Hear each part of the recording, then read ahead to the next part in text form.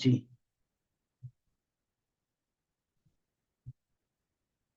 तो पिछले क्लास में कोड लेवल पे थोड़ा सा देखा था, याद है कि पिछले क्लास में कोड लेवल पे कुछ देखा था, याद है?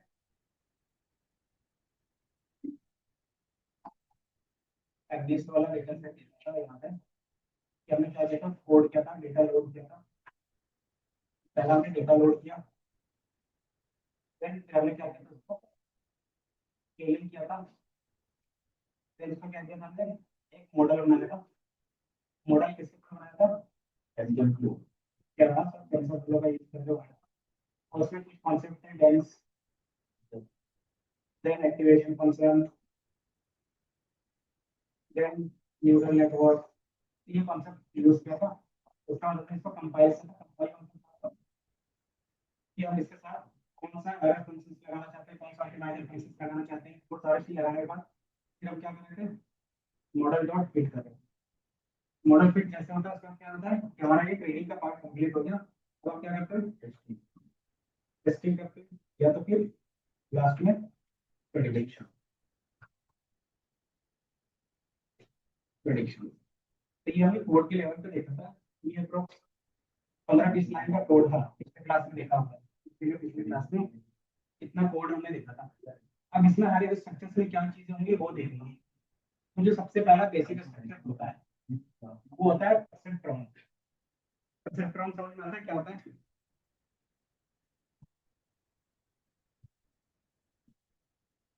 न्यूरॉन्स, वो देखा था।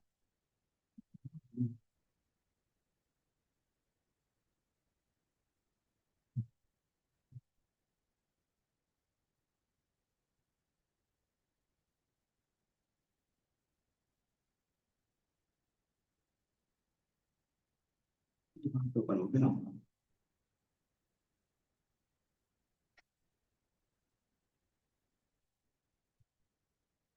Neural network.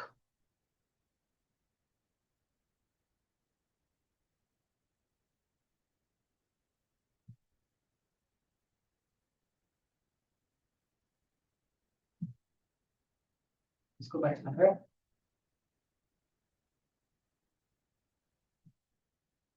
क्या था ये?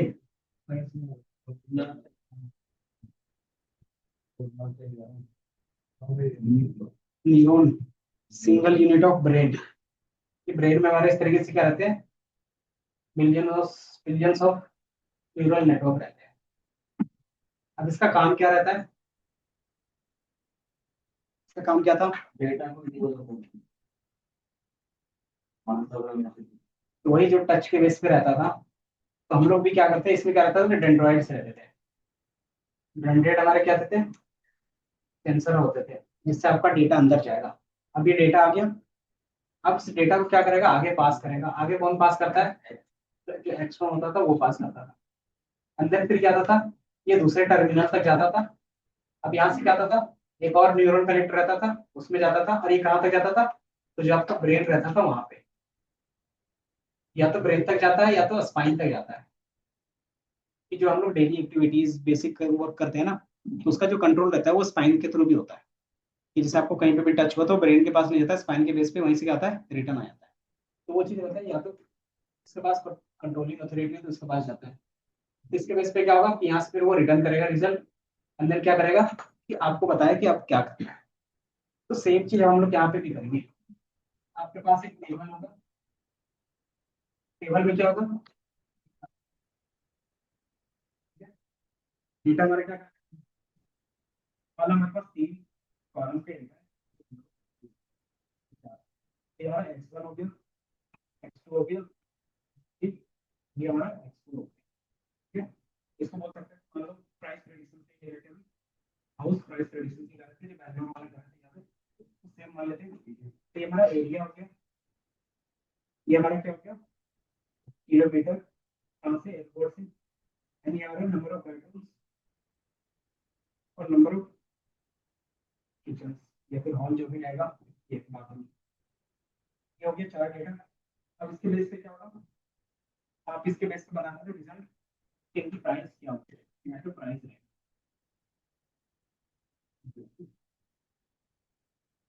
यहाँ पे क्या रहेगा, प्राइस रहेगा कि आपको प्राइस बताना है, किसी प्राइस कितनी होगी।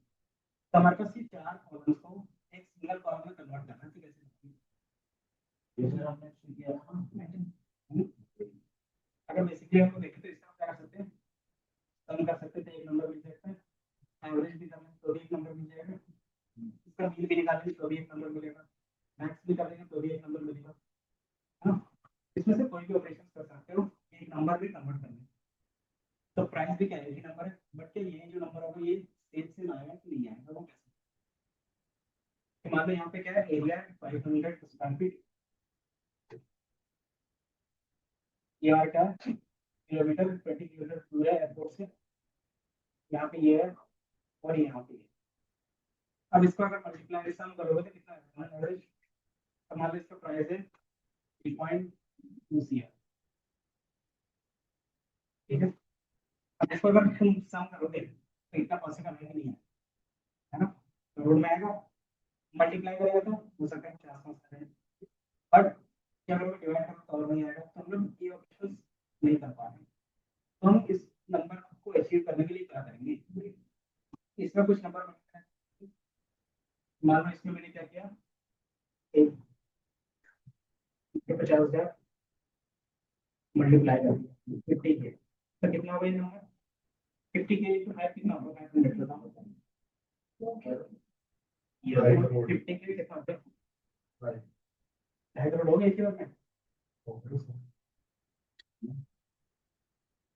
मान लो ये 2.5 करोड़ हो गए, बच गए कितने 3.7, तो इसका 0.7, तो हम क्या कर सकते हैं, इसको भी मान लो 20 है, मैं कर देता हूँ 2 लाख से मल्टीप्लाई, तो कितना जाएगा ये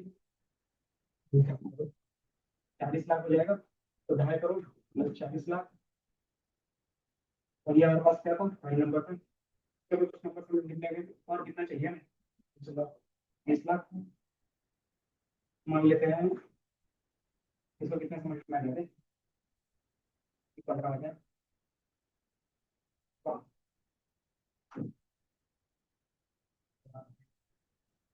कितना होगा? मान लेते हैं 5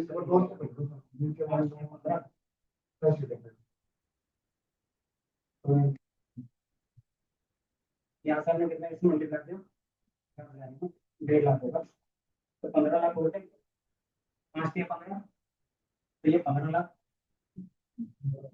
और कितना हो गया 15, तो मान लेते थोड़ा सा ऊपर नीचे हो सकता है, नीचे हमारे कुछ ऐसे लेगा, थोड़ा सा आगे नहीं आती है, 4 बचे 20, इसमें 5 कर रहा हूँ, 20 हो जाएगा, कितना हो गया ये 14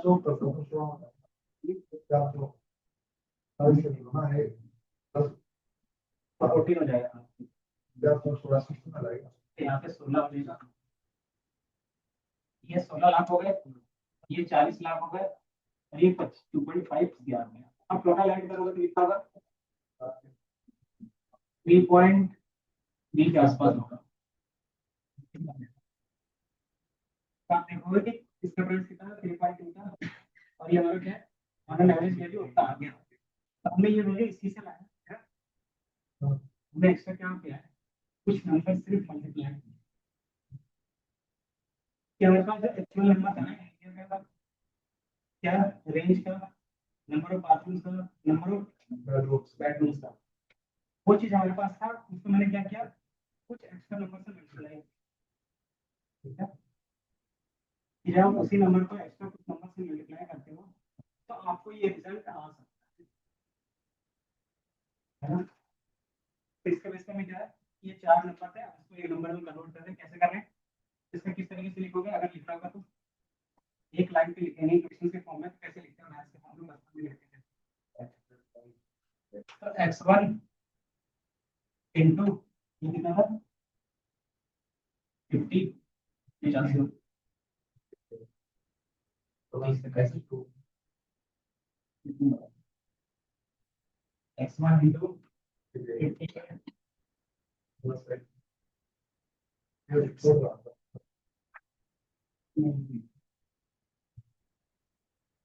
500 इंटू x1 बोलते हैं, x1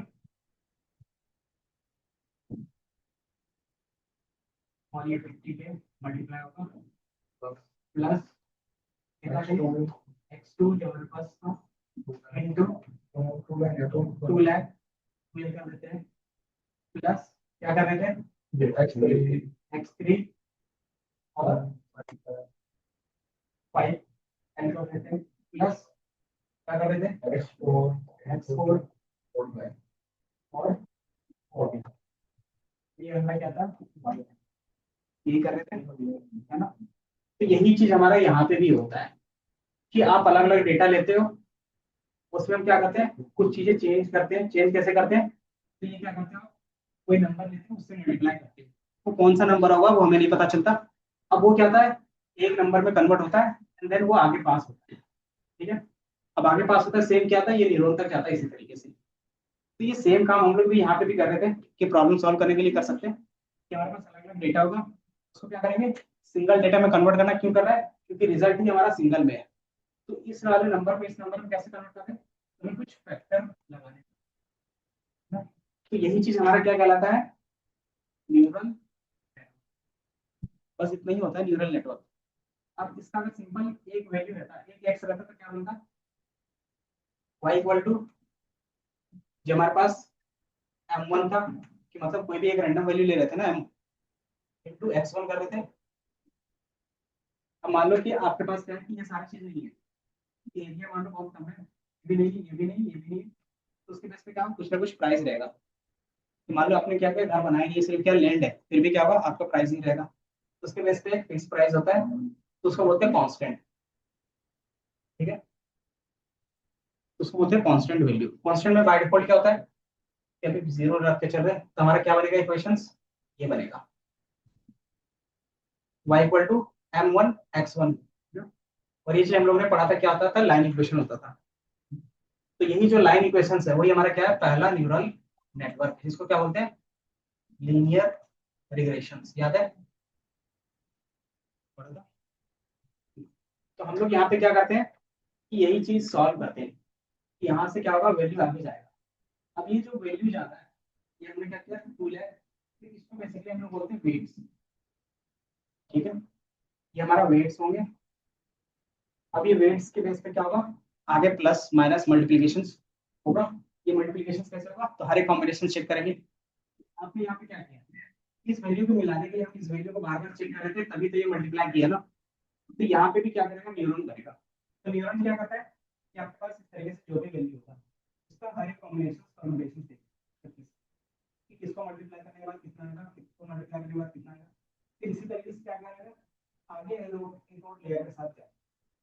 तो इसलिए लेयर होता क्या है कि जहाँ पे आपने यहाँ पे क्या किया 2.5 से आगे बेस पे क्या कहता है 550 के को मल्टीप्लाई किया है ना।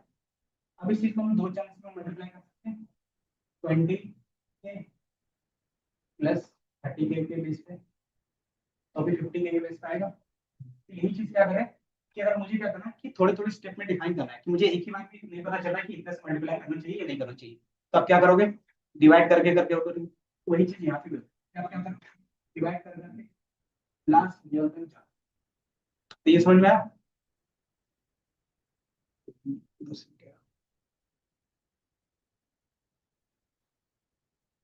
और यही हमारा क्या है स्ट्रक्चर्स जो आपको दिखाना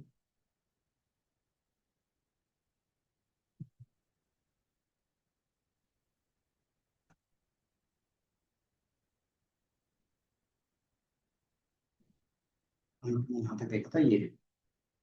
तो जो मैंने चीज समझाया वही हमारे पास क्या है पहला स्ट्रक्चर जिसको हम लोग क्या बोलते हैं आर्टिफिशियल न्यूरल नेटवर्क। जो क्या रहता है मिमिक रहता है।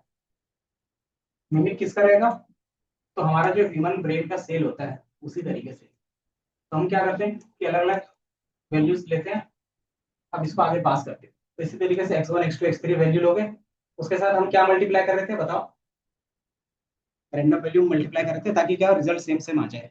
तो इसको बोलते हैं वेट्स। तो आपको यहाँ पे वेट्स दिखेगा। अब इसमें हम क्या कर सकते हैं कि जो भी वैल्यू आ रहा है उसको क्या कर रहे थे सम कर रहे थे। ये सबको लास्ट में ऐड ऑन ही कर रहे थे ना तभी रिजल्ट आ रहा था। तो हम सम करते हैं। सम करने के बाद क्या करते हो तो इसमें कुछ ऐड करते हो। अगर मान लो 3.3 CR आ रहा था लेकिन एक्चुअल वैल्यू कितना था, 3.2 था ना, तो हम क्या करेंगे, इसमें हो सकता है कि -0.1 कर दे तो एक्चुअल रिजल्ट आ जाता है। तो ये कर सकते हैं। तो ये जो हम लोग बाद में मल्टीप्लाई या फिर प्लस करते हैं उसको बोलते हैं बायस, कि एक्स्ट्रा क्या ऐड ऑन कर रहे हैं, कि कैलकुलेशंस करने के बाद भी क्या रहा है, कुछ एक्स्ट्रा आ जा रहा है या फिर क्या है एक्स्ट्रा कम हो जा रहा है, तो हम क्या करेंगे, अगर ज्यादा है तो माइनस, अगर कम है तो प्लस। तो ये हमारा क्या होता है, बायस होता है। ठीक है। अब इसमें होता है एक्टिवेशन फंक्शंस। इसका काम क्या रहता है कि ये एक वैल्यू लाके दे दिया कि 3.3 CR, ये प्रॉब्लम 3. CR दे दिया, तो हमारा प्रॉब्लम यहीं पे सॉल्व हो गया। मान लो यहाँ पे क्या होता कि ये सॉल्व नहीं होता, ये क्या आता 3 पॉइंट या फिर हो जाता 13.8 CR आ जाता, तो फिर क्या करते इसको दोबारा कैलकुलेट करते, दोबारा कैलकुलेट करके इसको रिड्यूस करते, या फिर इसके रेंज को क्या करते हैं हम लोग डिफाइन करते हैं कि अगर 10 से ज्यादा आ रहा है तो उसको क्या कर सकते हैं, रेंज डिफाइन कर सकते हैं कि 1 से 2 के बीच में रहेगा। कि अगर ये क्या रहा है 10 से 20 के में आ रहा है तो 2 से 3 के बीच में रहेगा। तो इस तरीके से डिफाइन करेंगे। तो ये रेंज कितने के बीच में आ रहा है, 13 आ रहा है, मतलब 10 और 20 के बीच में आ रहा है।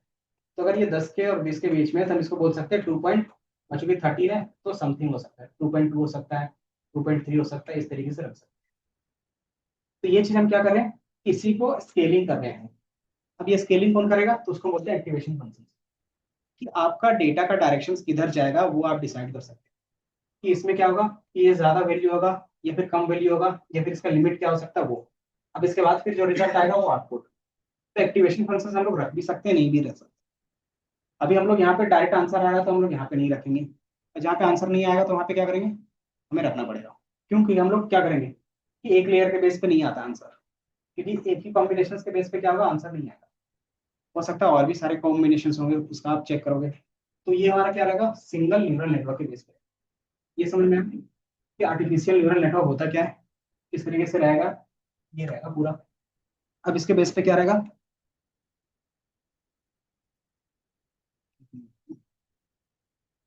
अब मैंने बताया कि कितने टाइप्स के रहेंगे। तो जो आपने सिंगल स्ट्रक्चर्स देखा उसको बोलते हैं परसेप्ट्रॉन्स। ठीक है। जो सिंगल आर्टिफिशियल न्यूरल नेटवर्क होगा उसी को हम लोग क्या बोलते हैं, परसेप्ट्रॉन्स बोलते हैं। ठीक है। अब हमारे पास क्या होगा, मल्टी लेयर या फिर मल्टीपल न्यूरॉन्स होंगे। मल्टीपल न्यूरॉन्स का मतलब क्या होगा, बताओ। अभी हमारे पास यहाँ पे क्या है, एक ही न्यूरॉन है। अब इसमें क्या करोगे, मल्टीपल न्यूरॉन्स ऐड करोगे, तो एक से ज्यादा रहेगा तो उसको बोलते हैं मल्टी लेयर।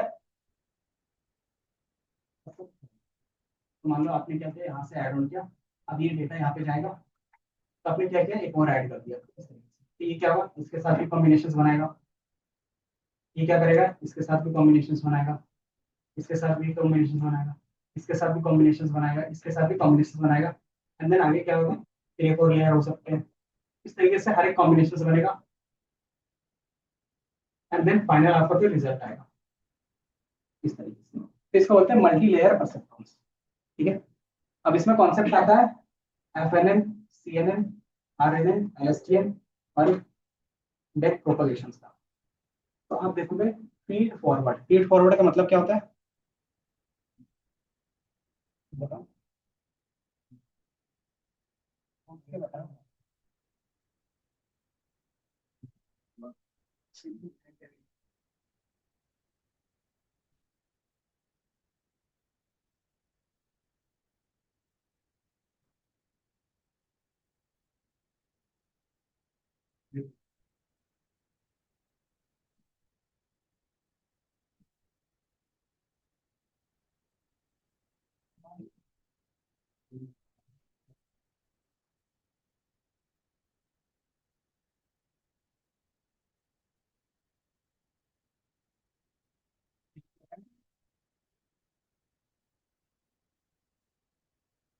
डेटा क्या करते हैं, इसको देखते हैं कि आप यहाँ पे इनपुट जाएगा, ये इनपुट डेटा आगे जाएगा, एंड देन आपको लास्ट में क्या होगा, रिजल्ट मिलेगा।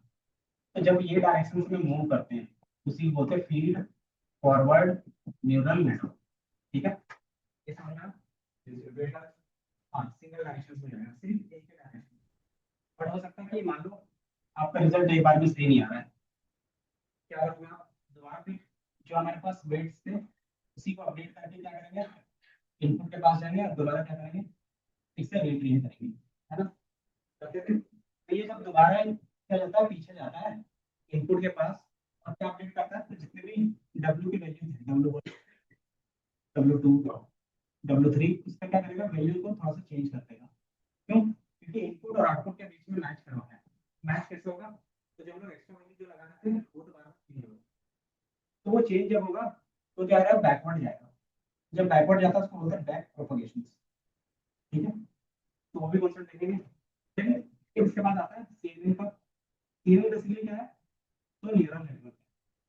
तो किस टाइप का है, तो कॉन्वोल्यूशनल है। इसका मतलब क्या होता है कि आप लेयर ऐड कर,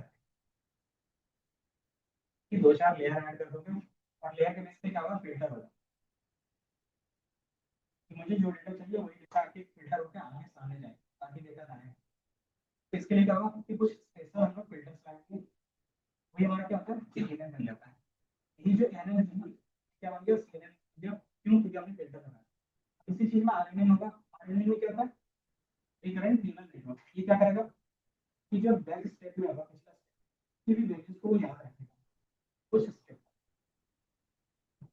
मुझे दिमाग में याद रखने 5 स्टेप हैं, बट इसमें क्या है कि वो पहले वाले वैल्यू को याद नहीं आता, बट ये क्या है, याद है। क्यों याद रखेंगे, तो ज्यादातर अगर टेक्स्ट की बात करें तो टेक्स्ट में क्या होता है, सेंटेंस पूरा लिख दिया तो दिस इज द बॉय। अब इसको आप ट्रांसलेट करोगे तो कैसे होगा, ये होगा ना, है। मान लीजिए फर्स्ट में आया ना, इसके बिहाफ में आप इसको ट्रांसलेट करें। सेकंड में ये आ गया, बट क्या है, इसके लिए तो यहाँ पे प्लस है, हमें क्या रखना होगा, इसमें याद करके फिर बाद में रखना, मतलब आपकी मेमोरी पे रखना पड़ेगा। फिर क्या करते हैं, ये आता है इसका मीनिंग लिखते हैं, इसका मीनिंग लिखते हैं, देन लास्ट में क्या होगा, इसका मीनिंग। तो ये चीज कैसे पॉसिबल हो, आपको इसको मेमोराइज करके मेमोरी में बैलेंस करना। तो ये टेक्स्ट वाले डेटा पे ज्यादातर काम है। इसमें क्या करते हैं लोग, use loops and memory to retain information from the previous input. Simply यही है कि आप पिछले स्टेप से क्या करते हैं, जो इनपुट है वो लेते हैं, क्यों लेते हैं, ताकि हमें पता चल सके कि जब हम लोग ट्रांसलेट कर रहे हैं वो सेम रहेगा क्लियर है। क्यों क्लियर है, अगर इसी तरीके से टेक्स्ट में चलता है। फिर आता है long short term. Long short memory क्या होता है, एलएसटी बोलते हैं। इसमें क्या होगा, अब आप इसमें क्या कर रहे हो, मान लो क्या है, 500 वर्ड का मैसेज है, 500 वर्ड का, ये 1000 वर्ड। अब बताओ उतना जो चीजें याद रखना मतलब क्या होगा, मेमोरी वेस्टेज होगा, है ना। हमारे पास जब लॉन्ग शॉर्ट टर्म होता है तो आप कोई भी स्टोरी पढ़ते हो, क्या होता है, कुछ कीवर्ड्स ही याद रखते हैं, जिस कहानी के लिए एक कीवर्ड्स हैं जो क्या रहेगा, स्टोरी को फाइनल करेगा। तो हम क्या करते हैं, लॉन्ग टर्म एक मेमोरी बना लेते हैं। इसमें क्या होगा कि लंबे कॉन्टेक्स्ट के लिए, इसमें क्या होगा कि एक या दो लाइन का कॉन्टेक्स्ट के लिए, तो आप ये रीड करते हैं, जो हमारे पास शॉर्ट कॉन्टेक्स्ट होता है उसके बेस पे क्या करते हैं, एक समराइज निकालते हैं और उसके क्या करते हैं, एक या दो वर्ड में लॉन्ग में अटैच करते हैं। इससे क्या होता है कि आपका मेमोरी वेस्टेज कम है और मेमोरी कैपेसिटी मिलता है। तो हमें लॉन्ग टर्म या फिर लंबे डेटा के बारे में पूछते हैं। एलएसटीएम आरएनए क्या था, 100 लेयर्स के बाद ये सही से काम नहीं करता है, कि आपने इस तरीके से 100 लेयर्स ऐड कर दिए ना, उसके बाद अगर आप कोई भी ट्रांसलेशन या फिर कोई भी चीज यूज कर रहे हो वो सही से काम नहीं करेगा। तो फिर हमने एलएसटी लाया, एलएसटी में काम कर रहे हैं। देन फिर इसके अलावा मेरे पास एक गेल रहेगा, गेल में काम क्या रहेगा,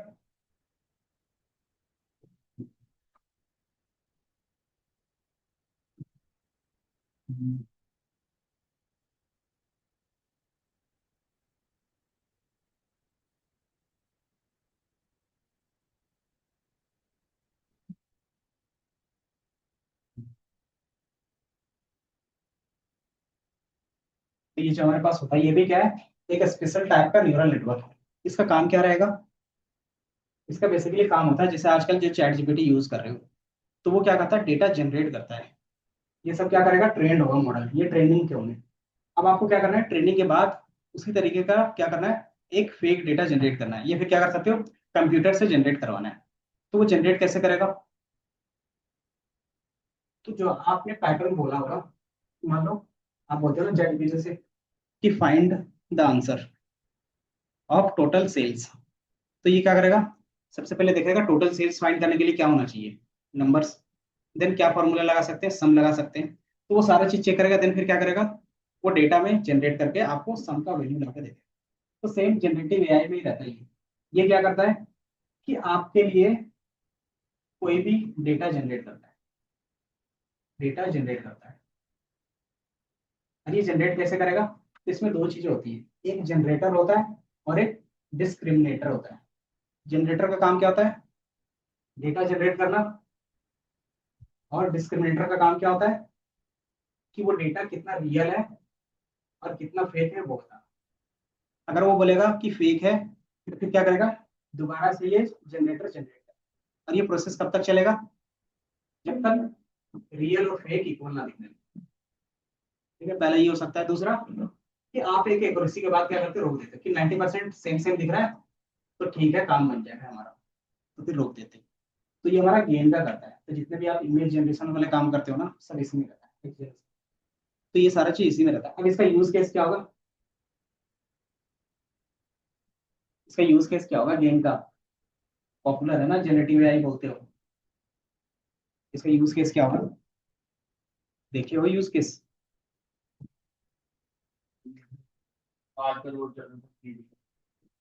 हाँ, तो आर्टिस्टिक इमेज बनाना, देन वीडियो बनाना, देन इजिली जो कॉन्सेप्ट है उसको विजुअलाइज फॉर्म में लाना, डिजाइन क्रिएट करना।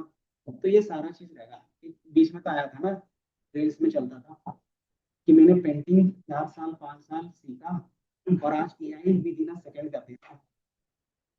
हाँ, तो वो क्या हो गया, जनरेटिव एआई का कॉन्सेप्ट आ गया, ये यूज केस होगा। मार्केट में इसका यूज कौन करते हैं, मान लो एक कंपनी स्पोर्ट्स की, वो यूज करना चाहता है तो क्या यूज करेगा, तो वो अपने एड वीडियो शूट करवाएगा, तो उसमें कॉस्ट आता है। तो इससे बढ़िया क्या है कि वो एआई जनरेटिव वाला है।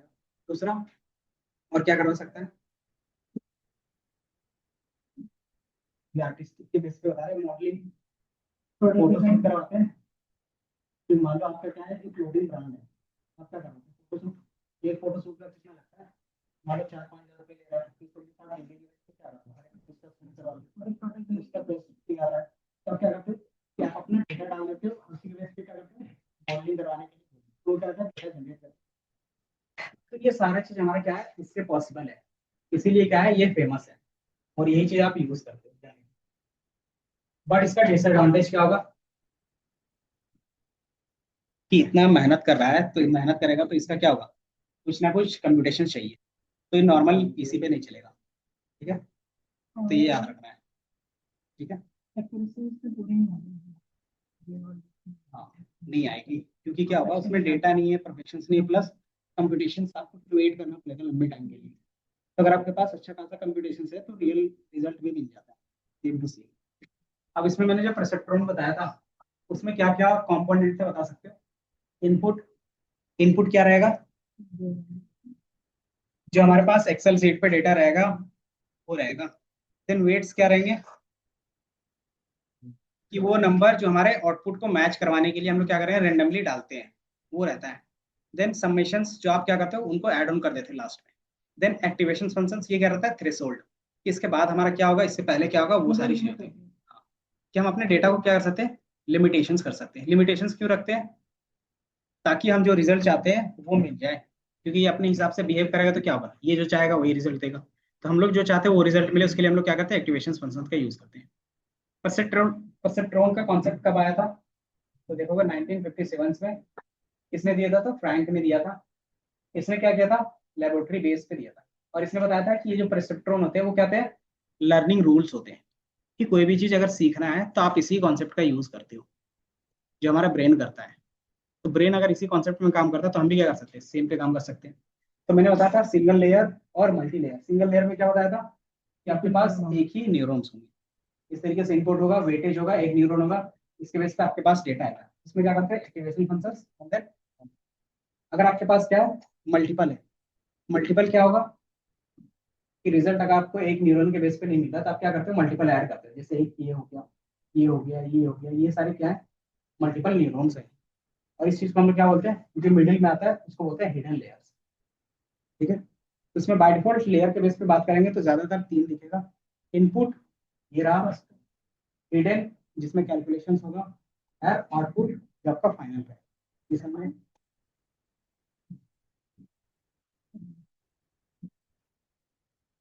देन हमें बताता है फॉरवर्ड, फीड फॉरवर्ड ना। फीड फॉरवर्ड का कॉन्सेप्ट आपके यहाँ पे दिख रहा होगा अच्छे से। क्या दिख रहा है लो चार्ट में, देख के बताओ फीड फॉरवर्ड किस तरीके से दिख रहा है।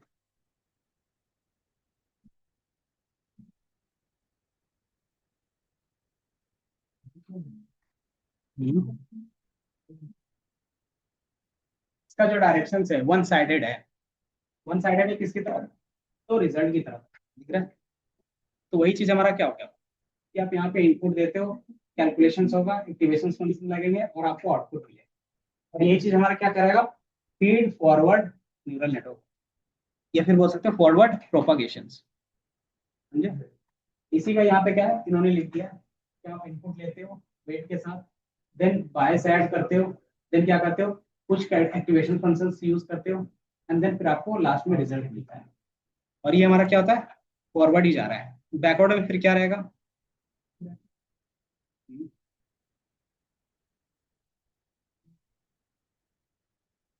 इस पे आपका जो रहेगा ये डब्ल्यू की वैल्यू, कि मान लो आपको जो रिजल्ट आया 3.3 सी आर आया, और एक्चुअल वैल्यू कितना था 3.2 सी आर था, तो एरर कितना का हो गया, तो 0.1 का एरर है ना।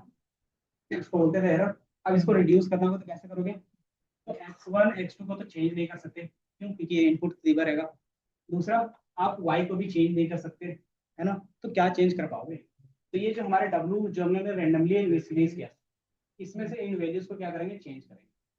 ठीक है, तो ये चेंज कैसे होगा, तो ये रिजल्ट को लेके ही वापस, कि जो रिजल्ट था वो 3.3 था, आपने 2, सॉरी ये 2.2 था, आपने 3.3 दिया, इतने का एरर आया।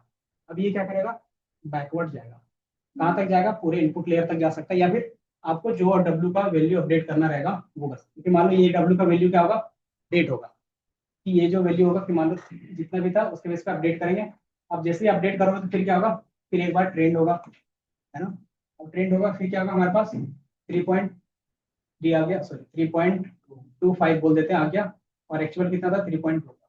अभी भी कितना कह रहा है, तो 0.25 का बोल रहे हैं, 0.5 का, अच्छा 0.05 का ना। अब इसको क्या करना है, फिर से ठीक करना है, तो ये क्या करेगा, फिर से एरर को भेजेगा। तो ये क्या करेगा, मान लो इसको अगर ठीक करना है तो ये क्या करेंगे, इसको हमने कुछ चेंज कर दिया, कुछ भी वैल्यू होगा रैंडम, फिर क्या करेगा, दोबारा ट्रेंड होगा। अब क्या होगा, 3.2 आ गया, और ये भी 3.2 था, मतलब एक्चुअल आंसर आ गया। अब क्या होगा, यही हमारा फाइनल मॉडल बन गया। है? हाँ, ये 3.2 हमारा क्या होगा, एरर कैसे निकालते हो,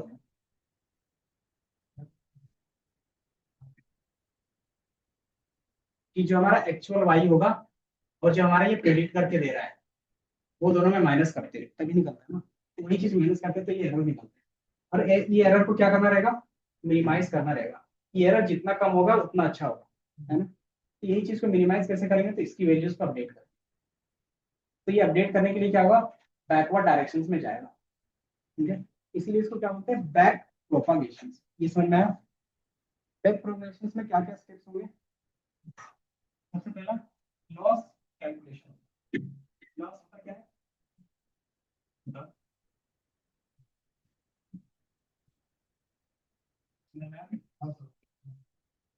ठीक, सबसे पहले आप यही को कैलकुलेट करते हैं, वो चीज ठीक करने के लिए वो चीज कैलकुलेट होगा। दूसरा होता है ग्रेडियंट कैलकुलेशन। ग्रेडियंट का मतलब होता है कौन से डब्ल्यू का आपको कितना चेंज करेंगे, फिर रिस्पेक्ट में ये वैल्यू कितना चेंज होगा। फिर अगर इसको ज्यादा चेंज कर दिया तो ये वैल्यू क्या होगा, ज्यादा चेंज हो जाएगा, तो फिर भी हमें रिजल्ट मिलेगा। ये अगर कम चेंज हो गया, ये क्या होगा, तो इसके हिसाब से चेंज होगा, तो ये भी क्या होगा, कम चेंज होगा। कि मान लो आपके पास क्या दो वैल्यू है, डब्ल्यू यहाँ पे जो वैल्यू है ना, इसका दो वैल्यू लिखते हैं। मान लो यहाँ पे क्या 500 था उस समय, यहाँ पे क्या होता है, डब्ल्यू की वैल्यू 0.1 लेते हैं, और यहाँ पे हम इसको मल्टीप्लाई करें 3 से, तो ये वैल्यू ऑटोमेटिकली क्या होगा, छोटा हो जाएगा। अगर ये वैल्यू क्या रहता 50 के रहता, तो ये ऑटोमेटिकली जो 5 था ये ऑटोमेटिकली क्या होता लार्ज नंबर बन जाता है ना। तो ये जैसे ही इसके आगे जाएगा तो ये इसके साथ मल्टीप्लाई होगा।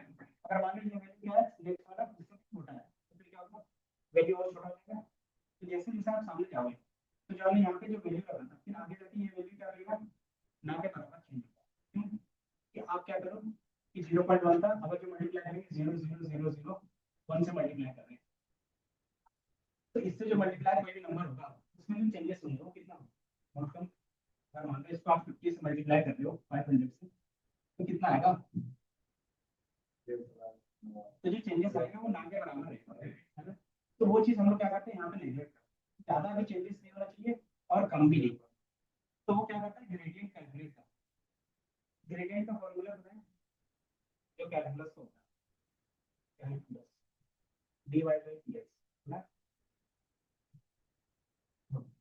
ना जैसे कि कैसे निकालते हैं इसमें तो मान लो हमारे पास y इक्वल टू 3x की पावर 4 है। अब इसका क्या निकालना है ग्रेडियंट निकालना है। तो कैसे निकलेगा कैसे निकलेगा बता। तो सिंपल इसका फॉर्मूला होता है जो भी हमारे पास पावर होगा इनटू जो हमारे पास x होगा और पावर माइनस डिवाइडेड बाय जो भी इसका रहेगा पावर ये या फिर डिवाइडेड बाय कि जो हमने क्या बोला कि x टू द पावर 4 है उसका dy बाय dx निकालना है। तो क्या होगा ये होगा। तो p की वैल्यू क्या हो जाएगी बताओ इसके डिवाइड में 4 और x हमारा x हो जाएगा। फिर यहाँ पे क्या होगा p माइनस 1 है तो कितना हो जाएगा 3 हो जाएगा। और ये हमारा क्या हो गया dy बाय dx। अब ये पूछोगे तो ये निकालते हैं क्यों है क्यों निकालते हैं। तो बेसिकली जो आपने ये 4x क्यूब निकाला ना तो ये जो इक्वेशन बनेगा इक्वेशंस किसी भी टाइप का होता है तो ये भी एक इक्वेशन टाइप का दिख रहा है। तो ये जो इक्वेशंस बन रहा है ना ये इक्वेशंस में यहाँ पे जो वैल्यू होगा वो मिनिमम वैल्यू यहीं पे मिलेगा और किसी में नहीं मिलेगा इसी। तो हमें क्या करना था एरर कोई मिनिमम करना था तो मिनिमम कैसे होगा इसकी वैल्यू को फाइंड करना। तो मिनिमम ही फाइंड करना था कि इसमें जो हमारे पास वैल्यू आएगा या आउटपुट का उसमें जो ये एरर आ रहा है वो मिनिमम आना चाहिए। तो मिनिमम क्या है वो ऑटोमेटिकली यहाँ से मुझे मिल जाएगा। फिर एक बार क्या करते हो ग्रेडियंट ले सकते हैं बट इसका क्या कैसे लगता है कि इसका कोई रेंज देना पड़ता है। अगर आपने बोला 0 से 100 के बीच तो इसकी 0 से 200 के बीच बट इसके बीच में जहाँ पे मिनिमम होगा वो लाके आपको तो ये क्या रहेगा कि आपको अगर रेंज अच्छा पता है तो आप एक ही बार में क्या करते हो मिनिमम वैल्यू फाइंड। तो यहाँ क्या होगा टाइम बच गया इसीलिए हम क्या करते हैं यहाँ पे ग्रेडियंट का यूज। और ग्रेडियंट में क्या होता है तो कैलकुलस का फॉर्मूला है उसको बोलते हैं एरर कैलकुलेशंस और मिनिमाइजिंग। ठीक है। अब ये एरर का फॉर्मूला क्या होगा बता सकते हैं एरर का फॉर्मूला क्या होगा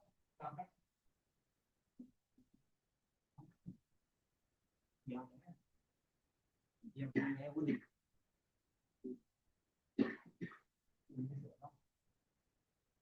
एरर का फॉर्मूला क्या है ये हमारा एरर है कैसे निकाला था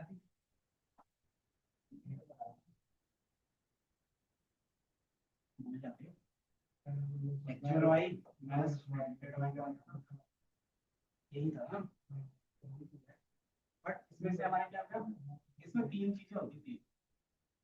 अगर आप देखोगे तो हमने तीन चीजें देखा था एक होता है नॉर्मल वैल्यू के साथ माइनस कर देते वो एक एब्सोल्यूट के साथ एब्सोल्यूट क्या होता था जो भी नंबर आएगा वो पॉजिटिव में और एक होता था स्क्वायर के बेस पे जिसको हम लोग मीन स्क्वायर एरर के नाम से भी जानते थे याद है हमने वाले में देखा। मीन स्क्वायर एरर क्या होता है कि हमारे पास जो भी एरर है उसका स्क्वायर ऑफ करेंगे और उसका एवरेज निकालेंगे और इसी को बोलते हैं हम लोग मीन स्क्वायर एरर। ठीक है। ऐसा क्यों करते होंगे क्योंकि मान लो आप क्या कर रहे हैं कि आपके पास दो इनपुट है एरर कितना आएगा एक्चुअल वाई और प्रेडिक्टेड वाई कितना आएगा मान लो इसके पास 3 है यहाँ 5 आ गया एक के पास 4 है और यहाँ पे 2 आ गया। अब बताओ एरर कितना है दोनों के बीच में ये एक्चुअल वाई है ये प्रेडिक्टेड दोनों के बीच में एरर कितना है बताओ। -2 एक्चुअल माइनस प्रेडिक्टेड, अगर नॉर्मल फॉर्मूला में इसमें चलेंगे तो ये -2 आएगा और ये 2 आएगा, और दोनों को क्या ये टोटल एरर कितना, तो कैसे करोगे, सम कर दोगे, सम करोगे तो कितना होगा 0, मतलब आप क्या बोल रहे हैं एरर है ही नहीं, एरर नहीं मतलब ये क्या है परफेक्ट आंसर है मतलब, लेकिन एक्चुअल में क्या निकला मतलब कि हम लोग बिना नॉर्मली स्क्वायर के कर लेते तो उसका आंसर कभी कभी गलत आता है, ठीक है। तो इसमें क्या कर सकते हैं, एब्सोल्यूट का यूज करते हैं। एब्सोल्यूट क्या होता है, एब्सोल्यूट में इस तरीके से मोड लगा देते हैं, ठीक है। अब क्या होता है -2 + 2, जैसे ये बॉक्स जैसा लगा रहे हो ना, इसका मीनिंग क्या है कि हम लोग साइन को कंसीडर नहीं करते, यहाँ पे भी 2 होगा, यहाँ पे भी 2 होगा, तो ये क्या होगा जो हमारा एरर आ रहा है कितना आ रहा है 4 करता है ना? तो यहाँ पे हमारा थोड़ा सा आंसर सही है, बट ये क्या होता है कि जब हमारा एरर का फ्लक्चुएशन ज्यादा होता है, किसी में कम होता है किसी में ज्यादा होता है, तो ये भी सही से काम नहीं करता, तो फिर हम क्या करते हैं कि जो भी एरर आता है उन दोनों को क्या करते हैं एक्चुअल माइनस प्रेडिक्टेड का होल स्क्वायर करते हैं, कितना आएगा तो सिंपली माइनस कर लो ना, फिर 4 आएगा, इसका भी कितना आएगा, इसका भी 4 आएगा, तो टोटल एरर कितना आ गया 8 आ गया, है ना। तो टोटल हमारे पास 8 एरर, अब उसका क्या कर सकते हो डिवाइडेड बाय n, अगर आपको सिंगल नंबर चाहिए तो एवरेजिंग, तो कितना आएगा, एवरेज करेंगे कितना नंबर था, 2 इनपुट था, तो डिवाइडेड बाय 2 करेंगे तो कितना आएगा 4 आएगा, तो हमें एक्चुअल में रिजल्ट मिल रहा है, एक्चुअल जो एरर आ रहा था वो भी एरर आ रहा है, इसलिए हम लोग क्या कर लेते हैं ये फार्मूला यूज कर लेते हैं, और इसको हमने क्या नाम दिया था मीन स्क्वायर एरर, क्यों, क्योंकि हम क्या करें जब भी एरर था इसका स्क्वायर कर रहे हैं और इसी का एवरेज ले रहे हैं, ठीक है, और ये हमारा क्या बन जाएगा एरर फॉर्मूला बन जाएगा, समझे कितना समझ है। अब ये हमारा एरर फॉर्मूला बन गया, अब इस एरर फॉर्मूला में क्या करना है कि मिनिमम एरर होना चाहिए, है ना, कि जो एरर होगा वो क्या होगा मिनिमम होना चाहिए, कौन सा इक्वेशन था तो y माइनस y प्रेडिक्टेड का होल स्क्वायर डिवाइडेड बाय ये फिर 1/n को लेके इधर, ये फॉर्मूला हो गया था, यही था। अब इसमें क्या होगा कि y प्रेडिक्टेड का फॉर्मूला क्या होगा बता सकते हो कि एक्चुअल y तो हमें दिया हुआ रहेगा, अब ये प्रेडिक्टेड y कैसे निकाल रहे हैं आप, कि आपके पास क्या है ये डेटा मान है, इसके बेस पे यहाँ पे y है, y जो है कुछ भी रह सकता है, इसके बेस पे क्या होगा ये आपके पास गिवन है, मतलब ये आपके पास, अब ये कैसे निकालते हो प्रेडिक्शन कैसे करोगे, so line equation, line equation क्या होता है y इक्वल टू, हम यहाँ पे यूज करेंगे, हम लोग क्या यूज कर रहे थे w w1 maximum plus if w0 का रखते हैं 22 के, ठीक है।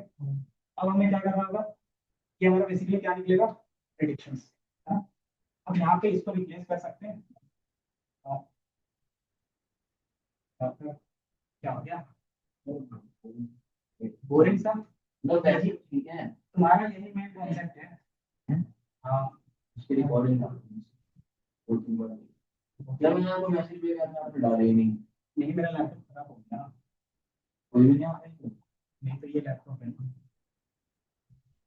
इसी में रिकॉर्डिंग चल रही है, पुरानी में ऐसे भी तो पुराने वाले में ऐसा कुछ था नहीं, मतलब मैं तो बताया था ना कॉन्सेप्ट, उसमें कोई दिक्कत नहीं। अब मान लो ये क्या है प्रेडिक्टेड वाई है, अब इसको यहाँ से रिप्लेस करते हैं तो क्या है, क्या बनेगा नया इक्वेशन वाई बनेगा 1/n जो मिनिमम होना चाहिए, समेशन, समेशन का मतलब क्या होता है क्या करें लास्ट में सम करें तो सम का, और ये हमारा वाई गिवन होता है, और ये प्रेडिक्टेड वाई का फॉर्मूला क्या है तो ये ले लोगे क्या होगा w1 x1 और क्या था प्लस w0, अभी सिंगल वेरिएबल के बेस पे काम कर रहे हैं और इसका क्या होगा स्क्वायर, ये हो गया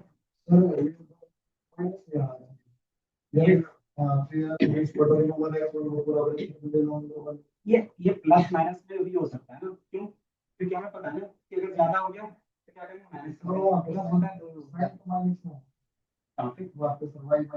ये वाला ना, तो ये ब्रैकेट में जाएगा।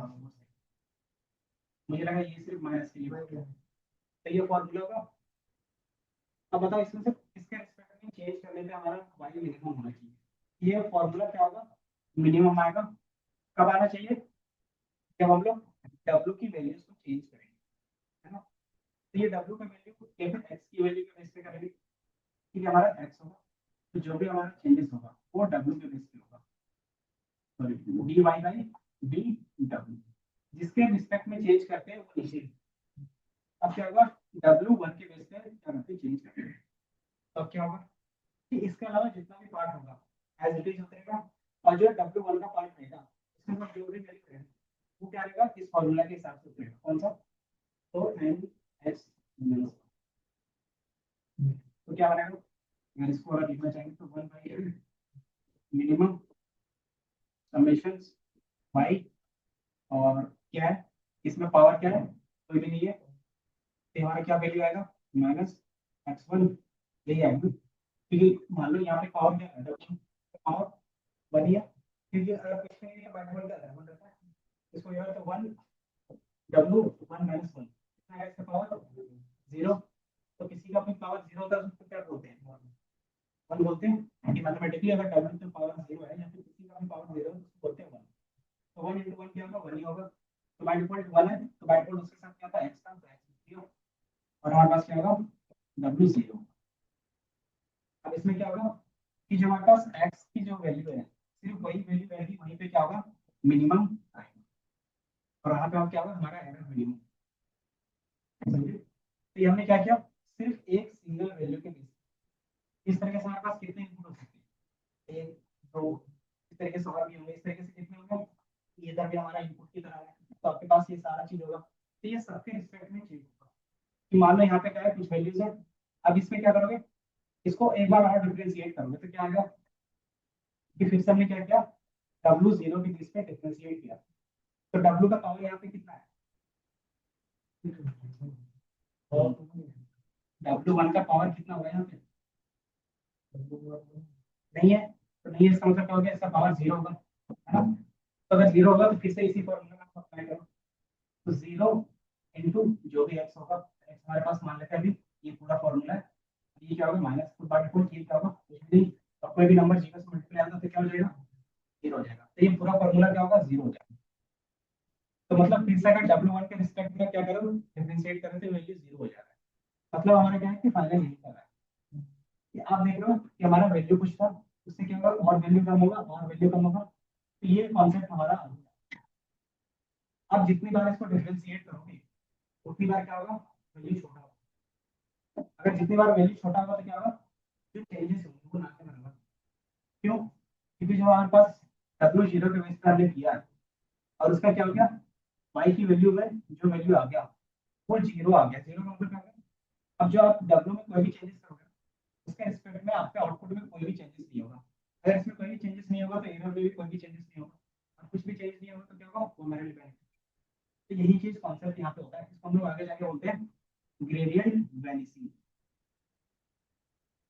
वैनिस, वैनिस का मतलब क्या हो गया, कि जब आप ग्रेडियंट निकाल रहे हो तो अगर आप क्या कर रहे हो, लॉन्ग टर्म तक कर रहे हो, तो ये क्या होगा, बैक हो जाएगा। बैक मतलब वो वैल्यू फिर ना के बराबर चेंजेस करेगा।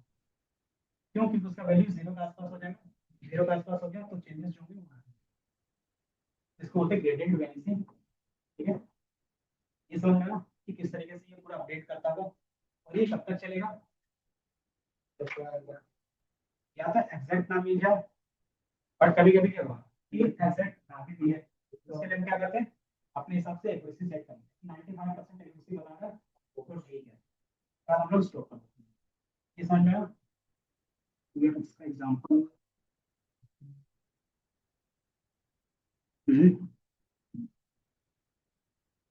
नहीं आज का तो बाकी वही चीज है कि ये प्रोसेस यहाँ पे बार चलेगा, वही सारी चीजें हैं। अब इसके बीच में क्या होगा कि जो जो कॉन्सेप्ट हमने देखा उसका डिस्कस कर लोगे, तो ये बाकी चीजें थी। इसमें एक चीज पहले देखेंगे कि जो आपके पास हिडन लेयर होगा, अब उसमें क्या क्या कंपोनेंट है, कि अगर आप एक लेयर ओपन करते हो ना, क्या था, एक्टिवेशंस, क्या हो गया,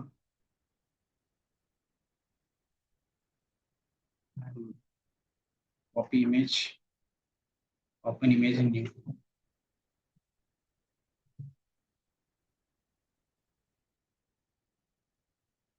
भी ये रहता है।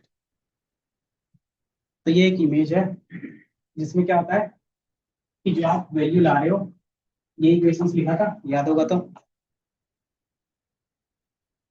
अगर आप साइड में देखोगे तो इसका इक्वेशंस लिखा होगा बीच में, यहाँ पे क्या लिखा हुआ है, ये इक्वेशंस हमने लिखा था, ये y equal to mx plus c का फॉर्मूला है। अब इसमें क्या होता है कि हमें एक वैल्यू z मिलती है, अब z को क्या करते हो, किसी फंक्शन में पास करते हो, तो वो क्या करता है, आपके वैल्यू को लिमिट कर देता है। वो लिमिट क्यों करते हैं, ताकि हमें रिजल्ट के अकॉर्डिंग चाहिए होता है। मैं आपको, ये जो आप यहाँ पे कर रहे हो लिमिटेशंस, उसको हम लोग बेसिकली बोलते हैं एक्टिवेशन। इनपुट समझ में आ गया, वेट समझ में आ गया, फॉरवर्ड बैकवर्ड ये कॉन्सेप्ट समझ में आया। देन इसमें क्या होगा, बीच का हमारे पास न्यूरल नेटवर्क होगा, उसको आप नोड भी बोल सकते हो। इसमें क्या होगा कि बाय डिफॉल्ट कौन सा इक्वेशन रहता है, कौन सा इक्वेशन दिख रहा है आपको, जो लाइन का इक्वेशन होता था वही इक्वेशन है। तो हमारे न्यूरल नेटवर्क में सिर्फ यही एक इक्वेशन है मैथ्स का, और कुछ नहीं है, समझे। अब इसी चीज को हम लोग जितने बार मल्टीप्लाई कर सकते हैं, डिवाइड कर सकते हैं, वो रहता है। अब ये चीज हम लोग क्यों करते हैं, मैंने कॉन्सेप्ट बताया।